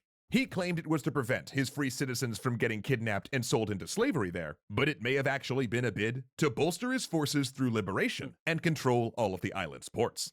Because Napoleon's representatives also brought word of a new constitution, one that rescinded the idea that colonies should have the same laws as France. Instead, they would have special laws, tailored to their unique conditions. In other words, Napoleon planned to bring back slavery. Okay, that's a little cut and dry. It's a little more complicated than that. I essentially agree with that. What it is we talked about this in a previous episodes. If you remember, what the white planters of Saint-Domingue always argued was that the same laws that applied to France should not apply to the colony because they had unique circumstances. Now, what that really meant is they didn't want to be held down by French trade laws, and they didn't want any restrictions on their slave owning, right? And so, that sort of idea of special laws became a code for something that would benefit these slave owners, and that's always what they wanted. Now, the reimposition of these special laws, it was a massive red flag, right? It was basically the communication from Napoleon that he was planning to reinstate slavery, or maybe something like slavery. Now, this will become clearer, I guess, next time. At this moment, still, like I said, it's a little bit more vague than that. May not have been so cut and dry, but given Napoleon's actions over the next couple of years, yes, it is true. Napoleon decides that he has to reimpose slavery on the colony. It seems here that it was sort of this, like, Napoleon was like, okay, fine, then immediately shifted. It's not quite like that, but basically, Napoleon is like, yeah, I want this colony back under my control, I want slavery reimposed, and I want to keep the plantation economy going. But, we'll see more of that next time, but this is essentially true, but it's not quite that cut and dry, I will say. In response, Toussaint wrote his own constitution, his own special laws, stating that Saint-Domingue was a sovereign black state, one that rejected slavery outright, and one where he was governor for life. He all but declared independence, and then prepared for invasion. Yeah, they very much simplified the situation here. I don't necessarily love that presentation. I'll show you a couple passages from Toussaint's constitution since they brought it up. I think it's worth taking a look at that. So here we've got the Haitian Constitution of 1801, sometimes known as Toussaint's Constitution. This constitution would sort of set a precedent for future Haitian constitutions. Over the next couple of decades, we'll see a couple, and they often draw very extensively from Toussaint's constitution here. Now, the sort of point of this constitution was largely to cement the abolition of slavery, declare quite a lot of autonomy for Haiti, but still keep it officially tied to France as a colony. So we'll cover a couple of the articles here. And I will say, this was sort of a smart move from Toussaint, right? Because Napoleon imposes these special laws, which everyone knew was code for reimposing slavery. What Toussaint says is, oh, okay, Saint-Domingue has special, unique laws. Fine, let me write those laws for you. He says the colony has special laws. Fine, we'll run things exactly how we think they should be run. Right? So he's sort of taking advantage of this move, which he knows is likely to reimpose slavery. So we'll start off Article 3. This is the big one. There can be no slaves on this territory. Servitude has been forever abolished. All men are born, live, and die there, free and French. Right? So we can see this is the full abolition of slavery, but also, the claim here that they'll live and die French. Right? So along with that abolition of slavery, Toussaint very consciously has put, hey, we're still French. Right? So he's trying to continue to attach himself to France, right? It's sort of a sign of loyalty, even though it's not really going to work. I'll point out the next article. This is also an important one, where he says all men can work at all forms of employment, whatever their color. Right? So this is very much in line with Toussaint's vision of this multiracial society. Right? So what we'll see in future Haitian constitutions is the essentially privileging of people of color. right? The violence continues to escalate. We know that there's going to be very few white people left in Saint-Domingue by the end, right? Largely due to that French invasion that leads to more violence and warfare. At this point, Toussaint is still striving for this multiracial society, and so what he says is, hey, everyone can work at any form of employment regardless of their skin color, right? He's going for this sort of colorblind constitution, which is not something that will be maintained by a lot of those future constitutions that are successors to this one. Now, there's a lot featured in this constitution, right? I mean, Toussaint is not technically declaring independence, but he really is setting up this autonomous colony or country, which is sort of what it's becoming. There's a lot of pretty classic French liberal stuff, but there's also some unique stuff to point out in here beyond what we've already talked about. So you have on cultivation and commerce, right? So here we're talking about agriculture, that all important plantation economy. 14. The colony, being essentially agricultural, cannot allow the least interruption in its labor and cultivation, right? So this is an important one. So here is a recognition right in the Constitution that Toussaint is saying this colony is basically bound up in that plantation economy, and we cannot allow an interruption in that. Now, what that means in practice is what we've been talking about. If there's a revolt, right, from the cultivators, aka the farmers, Toussaint is willing to put it down with violence. And that's essentially what he's putting here. We have 15. Every habitation is a manufactory that demands a gathering together of cultivators and workers. It's the tranquil asylum of an active and constant family, of which the owner of the land or his representative is necessarily the father, and every cultivator and worker is a member of the family and a shareholder in its revenues. You can sort of say here, Toussaint he's both establishing how necessary this agriculture is and how, frankly, forced or coerced it is. You don't have a choice, you gotta go back. But also, he's saying, look, this isn't slavery. You are a shareholder in the revenues, all this sort of stuff, right? So he's basically setting up the labor regime here.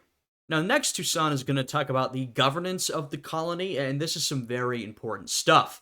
The regime of the colony is determined by the laws proposed by the governor and rendered by an assembly of inhabitants who gather at fixed periods in the center of the colony under the title of Central Assembly of Saint-Domingue.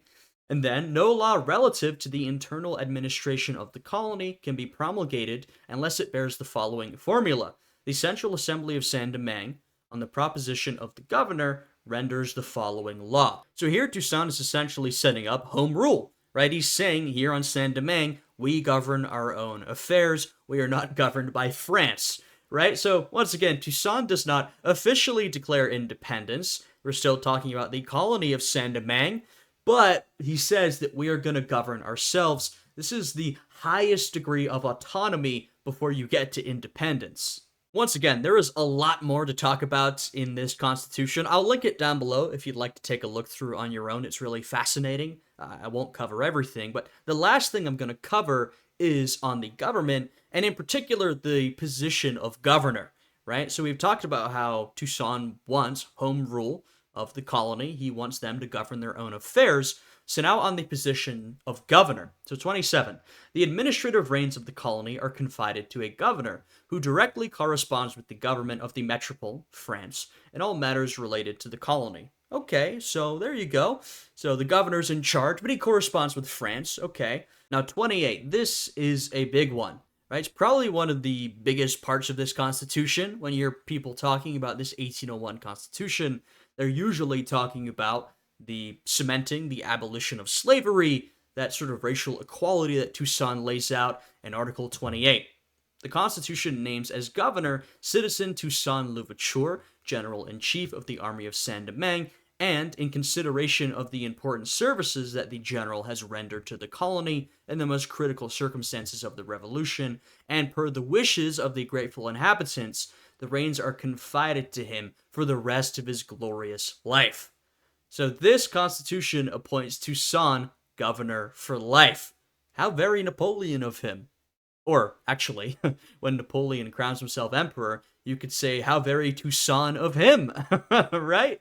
So Toussaint is saying, the governor has all this power, and I am the governor for life. Not only that, he says, The citizen who will have been chosen by General Toussaint Louverture to take the reins of government upon his death will take a vow to the Central Assembly to execute the Constitution of Saint-Domingue and to remain attached to the French government, and will be immediately installed in his functions.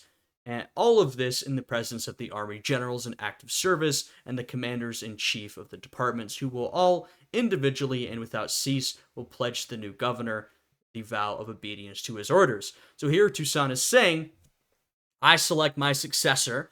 He's sort of setting up a bit of a monarchy here.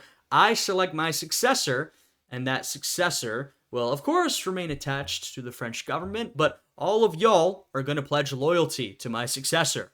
Right? So that is what Toussaint is laying out here. He is laying out a lot in this constitution, once again cementing that freedom from slavery, right? That emancipation. He's laying out racial equality. He's also laying out this particular labor regime, right? Coerced labor, but you have a share in the profits. He's laying out Haitian self-government, and he's also establishing that he will be governor for life, an all-powerful governor who will be able to select his successor. But, of course, Saint-Domingue is still a colony of France. So you can see what I mean when I say this is the furthest level of autonomy before you get to full independence. That is what Toussaint is establishing here. So there we go. That's all we're going to cover with the Constitution of 1801. That's also the end of this episode of Extra Histories series on the Haitian Revolution. January 1802, Le Cap.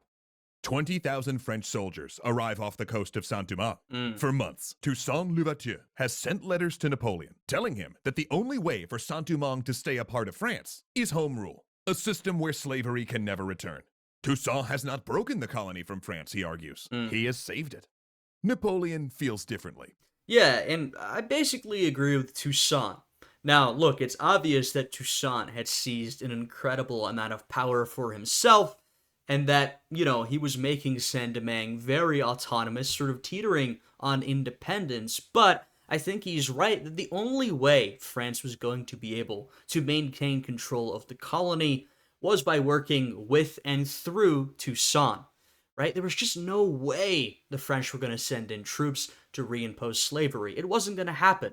There had been years and years of fighting. People had been free for years. Do you really think they were going to go back to being enslaved? I really don't think so.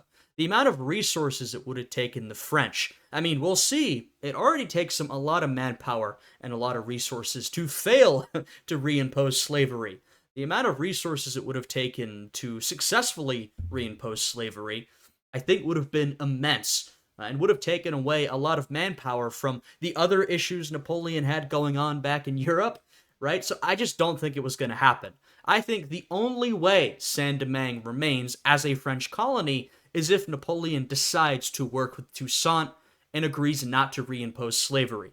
But that's not what Napoleon does. In what I think is a pretty black mark in his career, he decides to take these people who have freed themselves, who had been working with the French Republic, he decides to take them, attempt to re-enslave them, and send this violent mission to go and do that, right? He invades Saint-Domingue.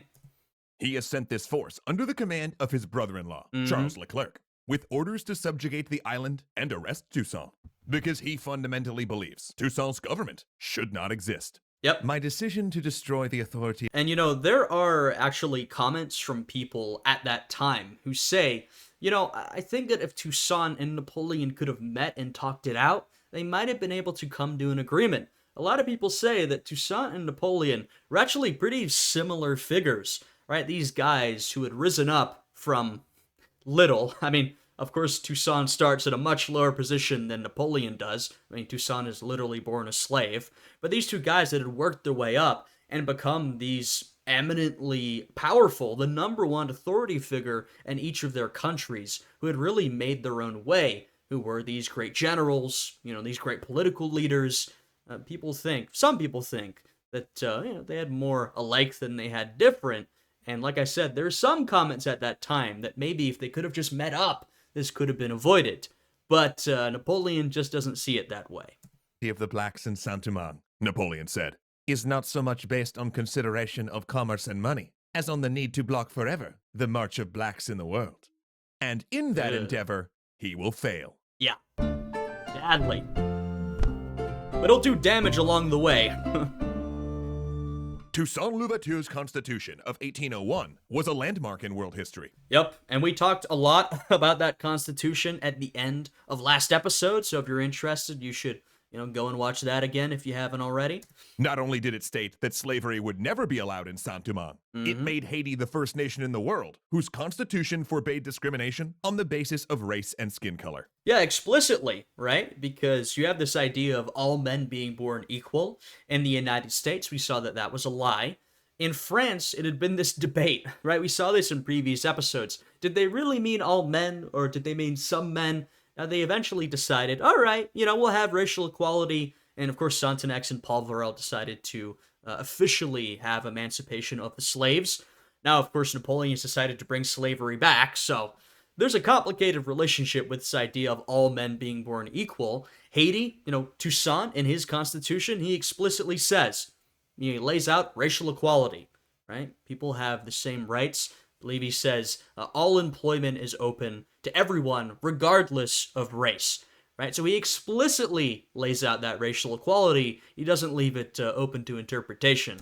It's an incredible document, and many nations will spend a century and a half catching up to those same ideals. But it also effectively gave the colony home rule. And not only did this, let's just say, upset France, it also made Though remember, you might be thinking, Toussaint's constitution does do that. It also establishes himself as governor for life and establishes home rule for Haiti, or Saint-Domingue, which obviously Napoleon doesn't want. This is true, but if we remember, the reason that Toussaint does this is because Napoleon announces, hey, Saint-Domingue's gonna have special rules, which is essentially a blaring alarm that Napoleon will try and reinstate slavery. Toussaint sort of sees the walls closing in, and in response tries to reassert his authority, right? If Napoleon had been more willing to work with him from the beginning, then Toussaint may not have even had this opportunity in the first place. I mean, he was already incredibly powerful, and Napoleon would have had to work with him on his terms, on Toussaint's terms, but this sort of starts because Napoleon gives that signal that he'll reinstate slavery. And then, Toussaint responds, and Napoleon's response to that is to send Charles Leclerc to invade and to reinstate slavery. Toussaint's allies reconsider supporting him. The British were briefly at peace with France and no longer wanted to rock the boat. And the new president of the United States, Thomas Jefferson, was a staunchly pro-French slave owner. Yeah, Thomas Jefferson, you should hear his writings on Haiti. He's just a representative of this white slave owner who was extremely fearful of what was happening in Haiti and detested this slave uprising. He wanted nothing to do with them. And like they said, you have the Treaty of Amiens between France and Britain.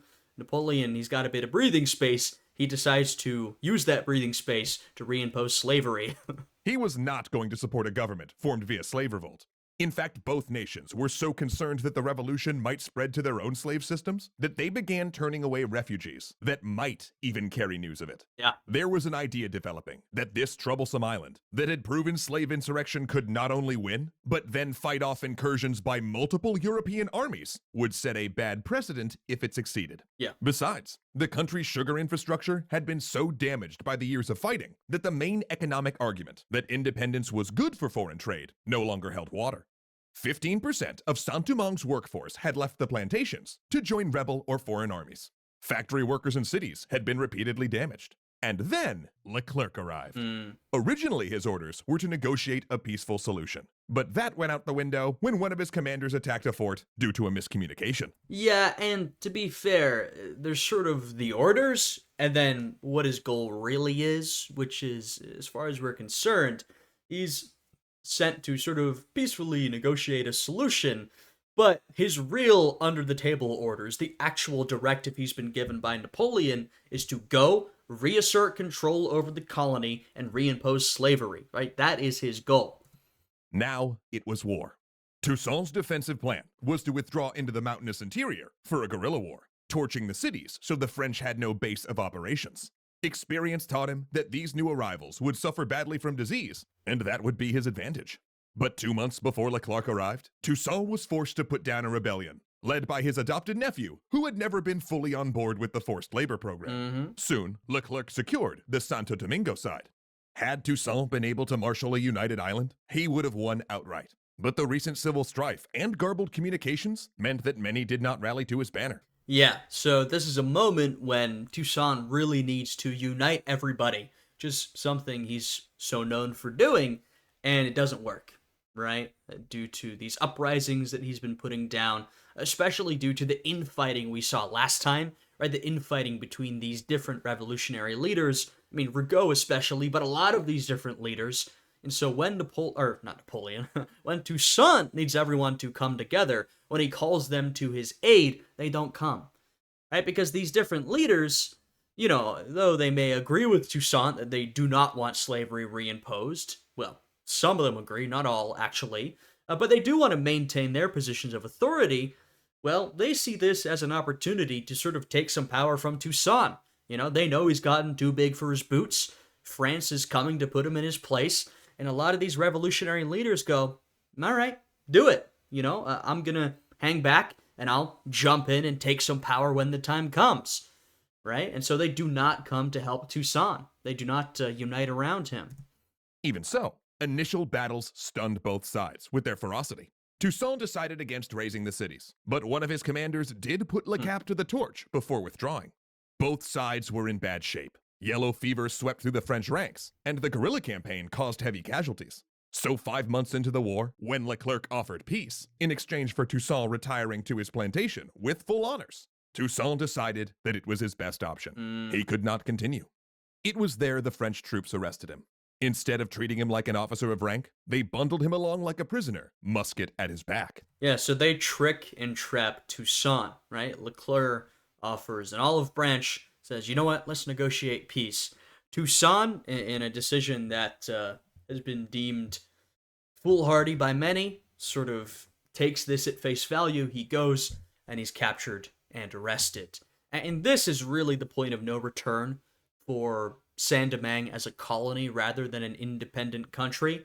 I've been saying this, throughout a couple of episodes, and I truly believe it. The only way this was going to work, the only way Saint-Domingue was going to be maintained as a colony of France and not as an independent country is if, one, Napoleon did not try to reinstate slavery, and two, he agreed to work with Toussaint. Toussaint was really a one-of-a-kind kind of guy. You know what I mean? He was the only person, I think, who could have maintained that relationship. Now, Saint-Domingue under Toussaint was incredibly autonomous, close to independence, but I think he was the only guy who could have maintained that delicate balance. They've arrested him. They'll pack him off back to France. With him out of the picture, it's not going to work, right? It's either France violently retakes the colony, reimposes slavery, which is just not going to happen. They don't have the resources, or it's going to be full independence for Haiti and a lot more bloodshed. Putting him on a ship and deporting him to France. In overthrowing me, you have cut down in Saint-Domingue only the trunk of the Tree of Liberty, Toussaint warned during the arrest. It will spring up again from the roots, for they are numerous and they are deep. He would die less than a year later. Very famous, the roots of liberty, as the title says, and that's exactly right. And as you can see, Toussaint is packed off to some sort of cold fortress back in France, where he is very sick, doesn't live very well, and dies pretty shortly afterwards. Malnourished and ill in a mountain castle. But his words proved prophetic. Leclerc had taken nominal control, having brought with him André Rigaud and other exiles that had fled Toussaint, and had mostly convinced the population that France did not intend to bring back slavery. But then, France brought back slavery in nearby Guadeloupe, and residents of Saint-Domingue knew it was only a matter of... Because, as we talked about during the Revolution, there was this whole debate over, should we have racial equality? Should we get rid of slavery? Are all men created equal? That sort of thing. And there's, goes back and forth, but eventually they land on, yes, we'll have racial equality, and yes, we will abolish slavery. So, France had more colonies than just Haiti, got Guadeloupe and Martinique, and Napoleon, as we talked about last time, he sends this signal. Now, like I said last time, I thought they were being a bit too cut and dry, right? That was not Napoleon when he talks about these special laws. It wasn't him literally directly saying, we're bringing back slavery, but it was a sign that that's what he intended. Then he sends this invasion force, which is another pretty clear sign he wants to reinstate slavery, and then sort of the straw that breaks the camel's back is that France reinstates slavery in its other colonies. And so now Saint-Domingue is like, okay, we were pretty sure Napoleon wanted to reinstate slavery. Now we're definitely sure. Of time before it happened to them. This was the universal call to arms Toussaint could not raise. No one wanted slavery back. Local officers that had supported Leclerc defected, and one group massacred several hundred Polish troops who were part of the French expedition. So, Leclerc I will point out that the French bring Poles with them. There's some Germans there as well. But actually, a fair number of those Germans and those Poles in particular, as the fighting begins to play out, decide that they don't want to side with the French because they've determined that they do not want to fight on behalf of slavery. And a lot of those Poles actually side with the Haitians, which, in the long run, will essentially win them exemption from these massacres of white people that are going to happen under Dessalines, right? So a lot of those Poles sort of manage to sort of break off, and they say, oh, we'd rather fight with the Haitians. So it's an interesting little tidbit. decided on a new tactic: utter brutality. He wrote to Napoleon, saying that he would exterminate the rebels in the mountain areas, sparing only children under age 12. He would execute all black military officers. French soldiers shot and bayoneted prisoners by the hundreds. He executed 1,000 people by tying weights around their necks and throwing them off ships. And Jacques Dessalines, now in nominal control of local forces, Yep. responded in kind. Yeah, I've talked about this escalation of violence the whole time, right? The violence doesn't come from nowhere, right? I mean, the initial violence of the Haitian Revolution are enslaved people rising up against the violence they've been facing their entire lives. At this point, the French go for this harsh, violent repression, these massacres and killings that are pretty indiscriminate, not very targeted. And so, how do the Haitians respond, especially under Dessalines, who is sort of taking that leadership role after Toussaint has been packed off and died in prison? Well, Dessalines responds in kind. He responds with killings and massacres, and the violence becomes more and more discriminate as it escalates further and further. The violence of the conflict only escalated further when Leclerc himself died of yellow fever, leaving in charge an even more brutal subordinate who imported man-eating dogs to deal with the rebels. Yeah, Rochambeau was a real piece of shit. I mean, you want to talk about some of the worst examples of human cruelty and torture you could imagine? Go read into Rochambeau. I won't describe it here. But the sort of killing methods and the torture he imposes on captives, it's horrifying. But this only galvanized the black and colored armies to finally form a united force. A year later, a year where Dessalines handed the French defeat after defeat, both sides gathered for what would be a decisive battle. The French held a hill fort, and General Francois Capua, a man who had risen up the ranks to become a general and was known as Capua the Death, sounded the charge. French cannons tore into their ranks. Capua and his soldiers clambered over the casualties, regrouping when broken, reforming and pushing on. On the fourth assault, Capua tumbled to earth, his horse mutilated by a cannonball. He rose, and a bullet snatched away his hat. Then he drew his sword and ran in front of his men, yelling, "Forward! Forward!" The display was so incredible, the French stopped firing and applauded his bravery. A French officer rode forward to carry the general's compliments. After this weird little aside, then the fighting resumed. Rebel generals serving in the front line were wounded. Shots tore away pieces of their uniforms. Still, they attacked. Then, the revolution ended as it began, with a storm. I will say you can tell how complex this revolution was, this series was, because we don't actually have a lot of these types of anecdotes in this series. They often do, sometimes the series are essentially entirely anecdotes and stories. We've had, I'd say, a little less of that because the series has been so sort of analytical and had to summarize so much, right? This is such a complex series of events that it only leaves you so much room to go over these individual stories. There's just been a lot to cover. Lightning rent the air, and water poured down. The French withdrew, their position untenable. They sent a peace envoy the next day to negotiate their withdrawal from the island. Of the 80,000 French troops sent to Saint-Domingue, only 30,000 would return. Look at that. And this is what I mean when I say the French did not have the resources, because Some of you might have heard that and thought, what do you mean?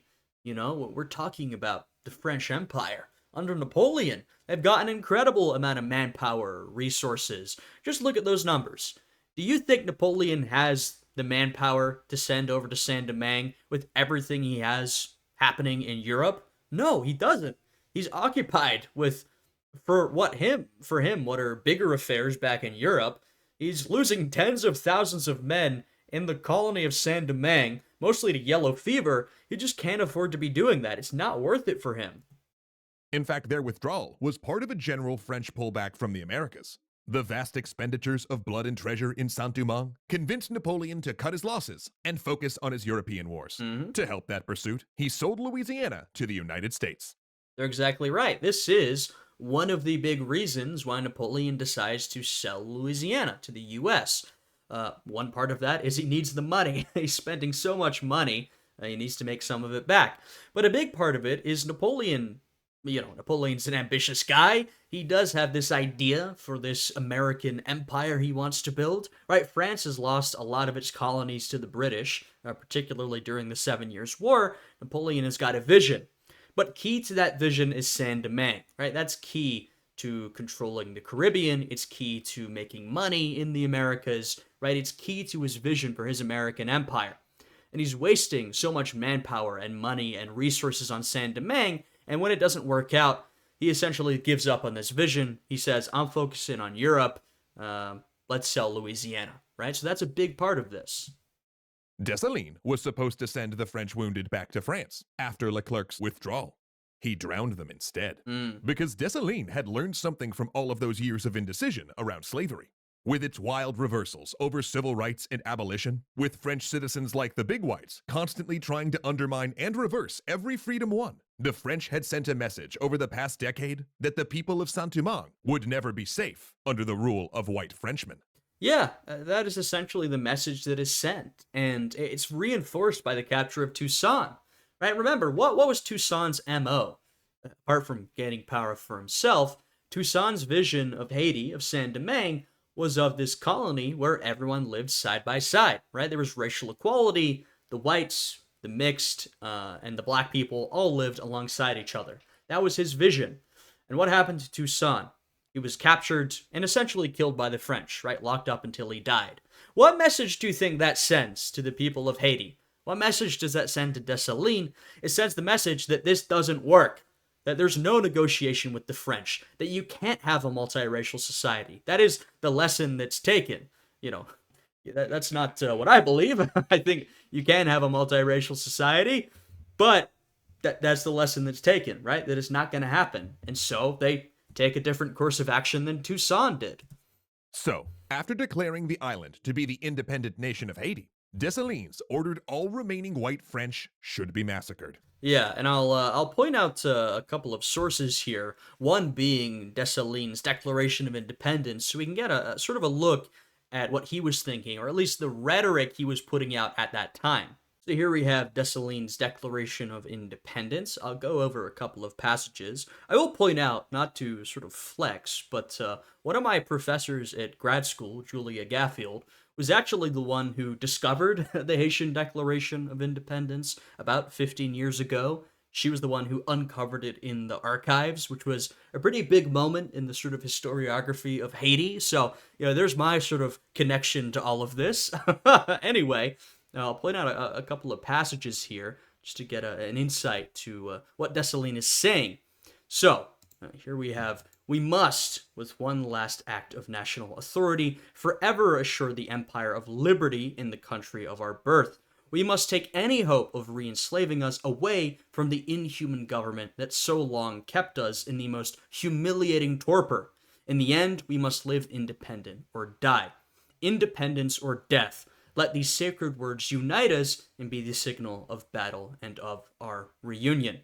So, you see here, it's essentially, he's saying, we will never again be re-enslaved. It's independence or death, right? We see similar rhetoric in the United States, but here it's more true than ever, right? Because they're facing re-enslavement from the French. And so Dessalines is saying, I'm taking this action. I'm declaring independence because we can never be sure of our freedom under the French Empire.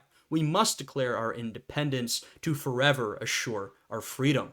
On that note of sort of connection to the French and the remaining white people, aka French people mostly on the island, here we have the French name still haunts our land. Everything revives the memories of the cruelties of this barbarous people. Our laws, our habits, our towns, everything still carries the stamp of the French, right? So that idea that you must fully separate yourself from the French, right? Full independence. Indeed, there are still French in our island, and you believe yourself to be free and independent of that republic, which it is true has fought all the nations, but which has never defeated those who wanted to be free. What, victims of our own credulity and indulgence for 14 years, defeated not by French armies, but by the pathetic eloquence of their agents' proclamations. When will we tire of breathing the air that they breathe? So he's saying, you believe yourself free? We still have French people on our island. We will never be free while they're here. And are we threatened by their armies? No. We're threatened by their agents, by their lies. Right? He's saying we need a full break, and we need to get rid of any French people that are still here in our land. Right? So you can sort of see what he's beginning to justify here. And to be clear, this sort of massacre was not necessarily unanimously popular. We might talk a little bit more about that in the video, but you can sort of see the thought here, right? How he comes to this conclusion. Now, we've got an interesting section near the end here, because remember, this Declaration of Independence, who are the audiences for this? Of course, the people of Saint-Domingue, the French, obviously, but also the other countries of the world, right? Dessalines wants to communicate with those countries that own territory or colonies around Haiti. So here's what he says. Let us ensure, however, that a missionary spirit does not destroy our work. Let us allow our neighbors to breathe in peace. May they live quietly under the laws that they have made for themselves, and let us not, as revolutionary firebrands, declare ourselves the lawgivers of the Caribbean, nor let our glory consist in troubling the peace of the neighboring islands. Unlike that which we inhabit, theirs has not been drenched in the innocent blood of its inhabitants. They have no vengeance to claim from the authority that protects them. So remember, one of the big fears during and after the Haitian Revolution of these other slave powers is that the Haitian Revolution will inspire other slave revolts and revolutions, right? The Americans, the British, the Spanish, they're all extremely fearful that this is going to lead to revolutions in their colonies. And so what is Dessalines saying here? He's saying, now, of course, we have our ideals, but let us keep to ourselves, right? Let us not get carried away and try to bring our revolution throughout the Caribbean, right? I mean, remember, this is the era of the French Revolution, where these European powers were so frightened that the French Revolution would spread to their countries, and so they tried to put the French Republic down. Dessalines is saying, you don't have to worry about us. We are not going to spread revolution to your colonies, okay? That's what he's trying to convince them. Now, they're not very convinced, right? These European powers and the United States, obviously, are still very fearful of Haiti, and they still despise an independent Haiti and will punish it in any way they can. And this is sort of a continuing issue that different Haitian leaders have to handle, which is, how activist do they want to be? Do they want to keep to themselves and truly not advocate for the enslaved people of the Americas? Or do they want to step out and try to help people, even if they risk causing backlash from these European slave powers and the US, sort of including them in that group, right? So this is a big question. But in this moment, Dessalines, because of course Haiti's under such threat from France, saying, hey, don't have to worry about us. We're just keeping to ourselves. Our issues with France, not the rest of y'all. And before I move on, I'll end with this section right here where Dessalines talks about himself a little bit. And you, a people so long without good fortune, witness to the oath we take. Remember that I counted on your constancy and courage when I threw myself into the career of liberty to fight the despotism and tyranny you had struggled against for 14 years. Remember that I sacrificed everything to rally to your defense, family, children, fortune, and now I am rich only with your liberty. My name has become a horror to all those who want slavery. Despots and tyrants curse the day I was born. If ever you refused or grumbled while receiving those laws that the spirit guarding your fates dictates me to do for your own good, you would deserve the fate of an ungrateful people. But I reject that awful idea. You will sustain the liberty that you cherish and support the leader who commands you. Therefore, vow before me to live free and independent, and to prefer death to anything that will try to place you back in chains. Swear, finally, to pursue forever the traitors and enemies of your independence. So we see here that Dessalines is also saying, hey, stay loyal to me, all right? Remember what I've done for you, okay? Don't forget me, all right? I'm the one declaring your independence. I'm the one who's won this from the French, right? So he's also trying to cement his own position here. I also like the part where he says, my name has become a horror to all those who want slavery, right? So Dessalines is still a pretty feared individual even to this day, right? Due to that high degree of violence that he employed. You've sort of talked about already the differences between him and Toussaint. And you can see he's aware of that reputation. He knows that, as he says, despots and tyrants curse the day I was born, right? He was a greatly maligned figure by the sort of white presses of the world. They were deeply fearful of him and they despised him. He's clearly aware of that reputation, and he's sort of, using that to say, hey, I have given up everything for you. I have fought for your independence. Don't turn against me now. Because remember, the Haitian Revolution has been rife with infighting. So that's something Dessalines is worried about even in this moment. So that's just a couple of passages from the Haitian Declaration of Independence here. Now we can get back to that video. Independent nation of Haiti, Dessalines ordered all remaining white French should be massacred, even the women and children.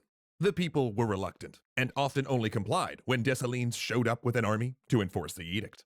Some French escaped, pretending to be Americans or British, who were not subject to the decree. But the message Dessalines intended to send backfired. It further isolated Haiti, with the United States refusing to recognize its government or trade with it for 60 years. Yeah, it probably wouldn't have done so anyway. I mean, to be honest, yes, this is an action which causes a lot of outrage internationally.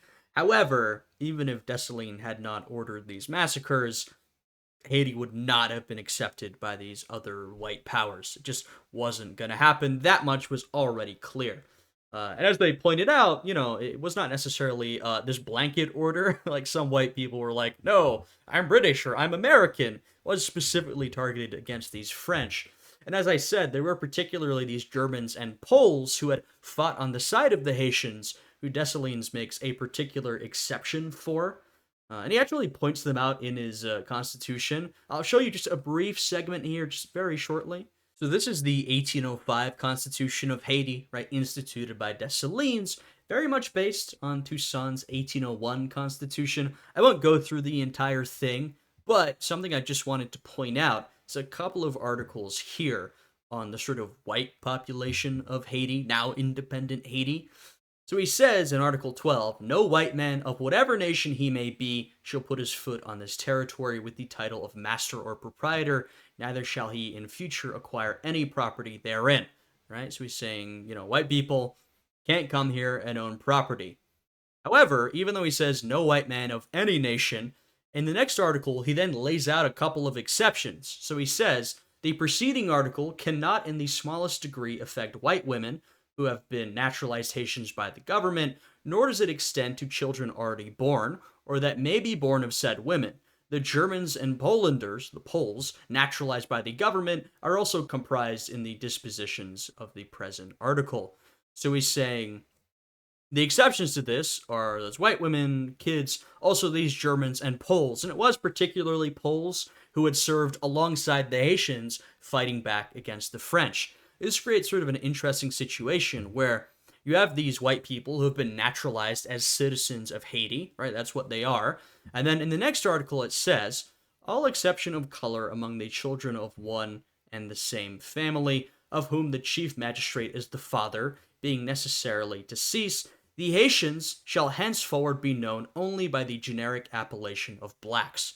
So what he's saying here is that all Haitians are members of one big family, of which the chief magistrate, myself, Dessalines is the father, so putting himself in there, he's saying all Haitians are now black, right? And the reason he does this is because there are still some of these distinctions between mixed people and non-mixed black people, right? This is still sort of an issue that will persist.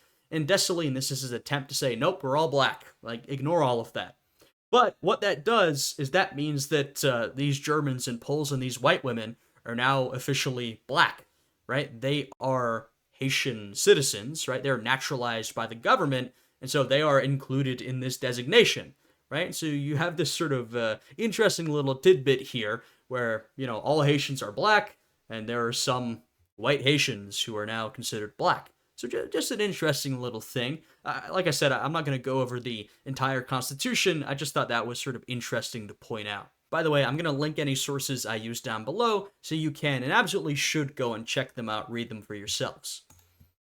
Dessalines' military rule and crowning himself emperor continued to set the new nation on a troubled path. Mm. Generals would seize power regularly, ensuring the new nation could never fully recover from the damage of the revolution. Yeah, Dessalines really establishes a precedent here. Well, I mean, you could sort of say Toussaint did. He declares himself governor for life. He sets up this coerced labor regime.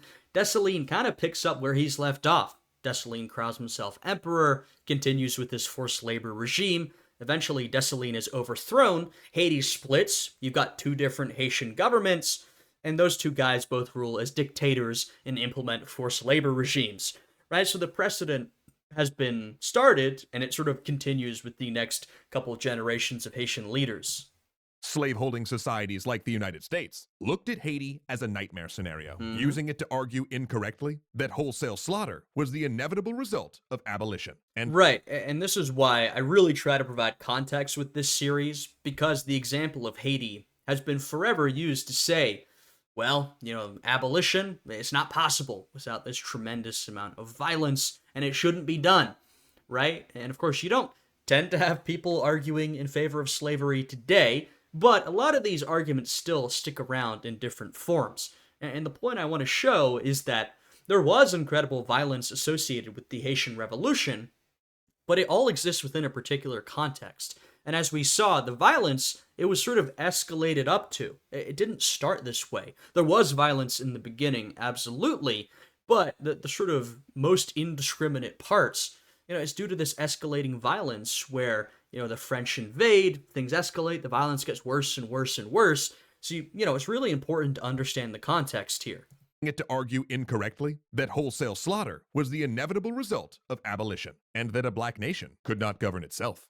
Later, the French returned, forcing the Haitian government into massive indemnity payments it couldn't afford. Yeah, about 20 years later, the French come back and they force, by bringing their gunships in, they essentially force Haiti to accept this massive, massive indemnity, right? They want them to pay France this extremely large amount of money.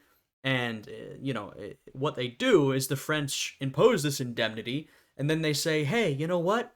Why don't we loan you some money to help you pay it off? Right? So they're sort of getting them twice, right?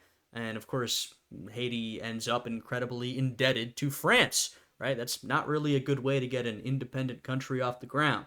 Burdening the already broken economy, keeping it in poverty. And due to this political instability, the United States would stage multiple military interventions in the 19th and 20th centuries under the banner of protecting American lives and property, eventually occupying the nation for 19 years. That's what I was going to say. Particularly in the 20th century, the U.S. occupies Haiti for years. You can see how this all snowballs into the current situation, where France forces this indemnity on Haiti, and then they force them into debt to pay off this indemnity. This sort of cripples their economy, which forces them to take more and more debts, more and more loans over time from the international community, from the United States. And then whenever those debts or the business interests of these great powers are at risk, they'll just invade Haiti, right? The United States, the French are, first the most involved power in Haiti's situation. Then it becomes the U.S., right? The U.S. will occupy Haiti many times. It'll absolutely sort of control what's going on there, the politics. If there's ever any threat to American capital, the US will intervene and, as we saw, sometimes occupy for many years at a time, right? And they'll make sure Haiti is continually dependent on these other great powers, and there's really not much they can do, without being controlled by these great powers around the globe, particularly the US. Others saw a different message, one of inspiration, not fear. When American firebrand John Brown tried to raise a slave revolt in the South before the Civil War, he'd hoped to trigger an uprising like Haiti's. Hmm. And the new nation. And, Haiti absolutely does provide sort of an inspiration to many enslaved people. That's the thing. These white slave owners are worried that Haiti is going to lead to mass slave revolutions. And while, that may not necessarily be the case, Haiti is inspiring to a lot of different people, right? A lot of enslaved people, a lot of free people of color, or really around the world, throughout the Americas in particular. They do see Haiti as sort of this beacon of hope. And there are several instances of slave rebellions where the people involved will cite Haiti as an inspiration. Would both harbor the revolutionary Simon Bolivar when he was a fugitive and loan him Haitian troops on the Yeah, so Alexandre Pétion, one of those Haitian leaders, a successor to Dessalines, will have contact with Bolivar, will harbor Bolivar, and will essentially convince Bolivar, hey, in exchange for our support, guns especially, will you agree to implement emancipation wherever you go? Right? So Alexandre Pétion and Haiti play an important role in these Latin American revolutions, right? And Bolivar's role in particular. the condition that he freed the slaves in Spanish America. To the oppressed and colonized around the world, Haiti would become a symbol, one that showed what was possible when people, despite having nothing but determination and a desire for freedom, declared they would be slaves no more. Yeah. Special thanks to our educational tier patrons Ahmed Ziad Turk, Joseph Blame, and Dominic Valenciano. All right. And thank you to all my patrons and channel members. On that note, if you would like to see that sort of part 7, the lies episode, where we go over, the sources extra history used and anything they got wrong, you can become a channel member. You can do that by hitting the join button next to the subscribe button, and I'll link that episode in the description and at the top of the comments if you'd like to see it. So there you go, the Haitian Revolution. I had a lot to say on this one. Actually, most of my work, say in my master's degree, was on Haiti post-independence. Haiti and the United States is what I did a lot of, but Haiti after what we've been talking about here. So that's sort of where most of my knowledge is. But of course, doing that requires you to have a pretty solid basis in the Haitian Revolution itself. So I still have a lot of thoughts on this series. There's frankly a lot more I could say, but I've written a lot of that down throughout the years. So anyway, I certainly enjoyed having the opportunity to talk a little bit about Haiti and talk a lot. I certainly did. If you guys enjoyed this one, you could leave a like, subscribe, once again, become a channel member, all that good stuff. And so I hope you guys are all having a great day today, and I will see you all again next time. Goodbye.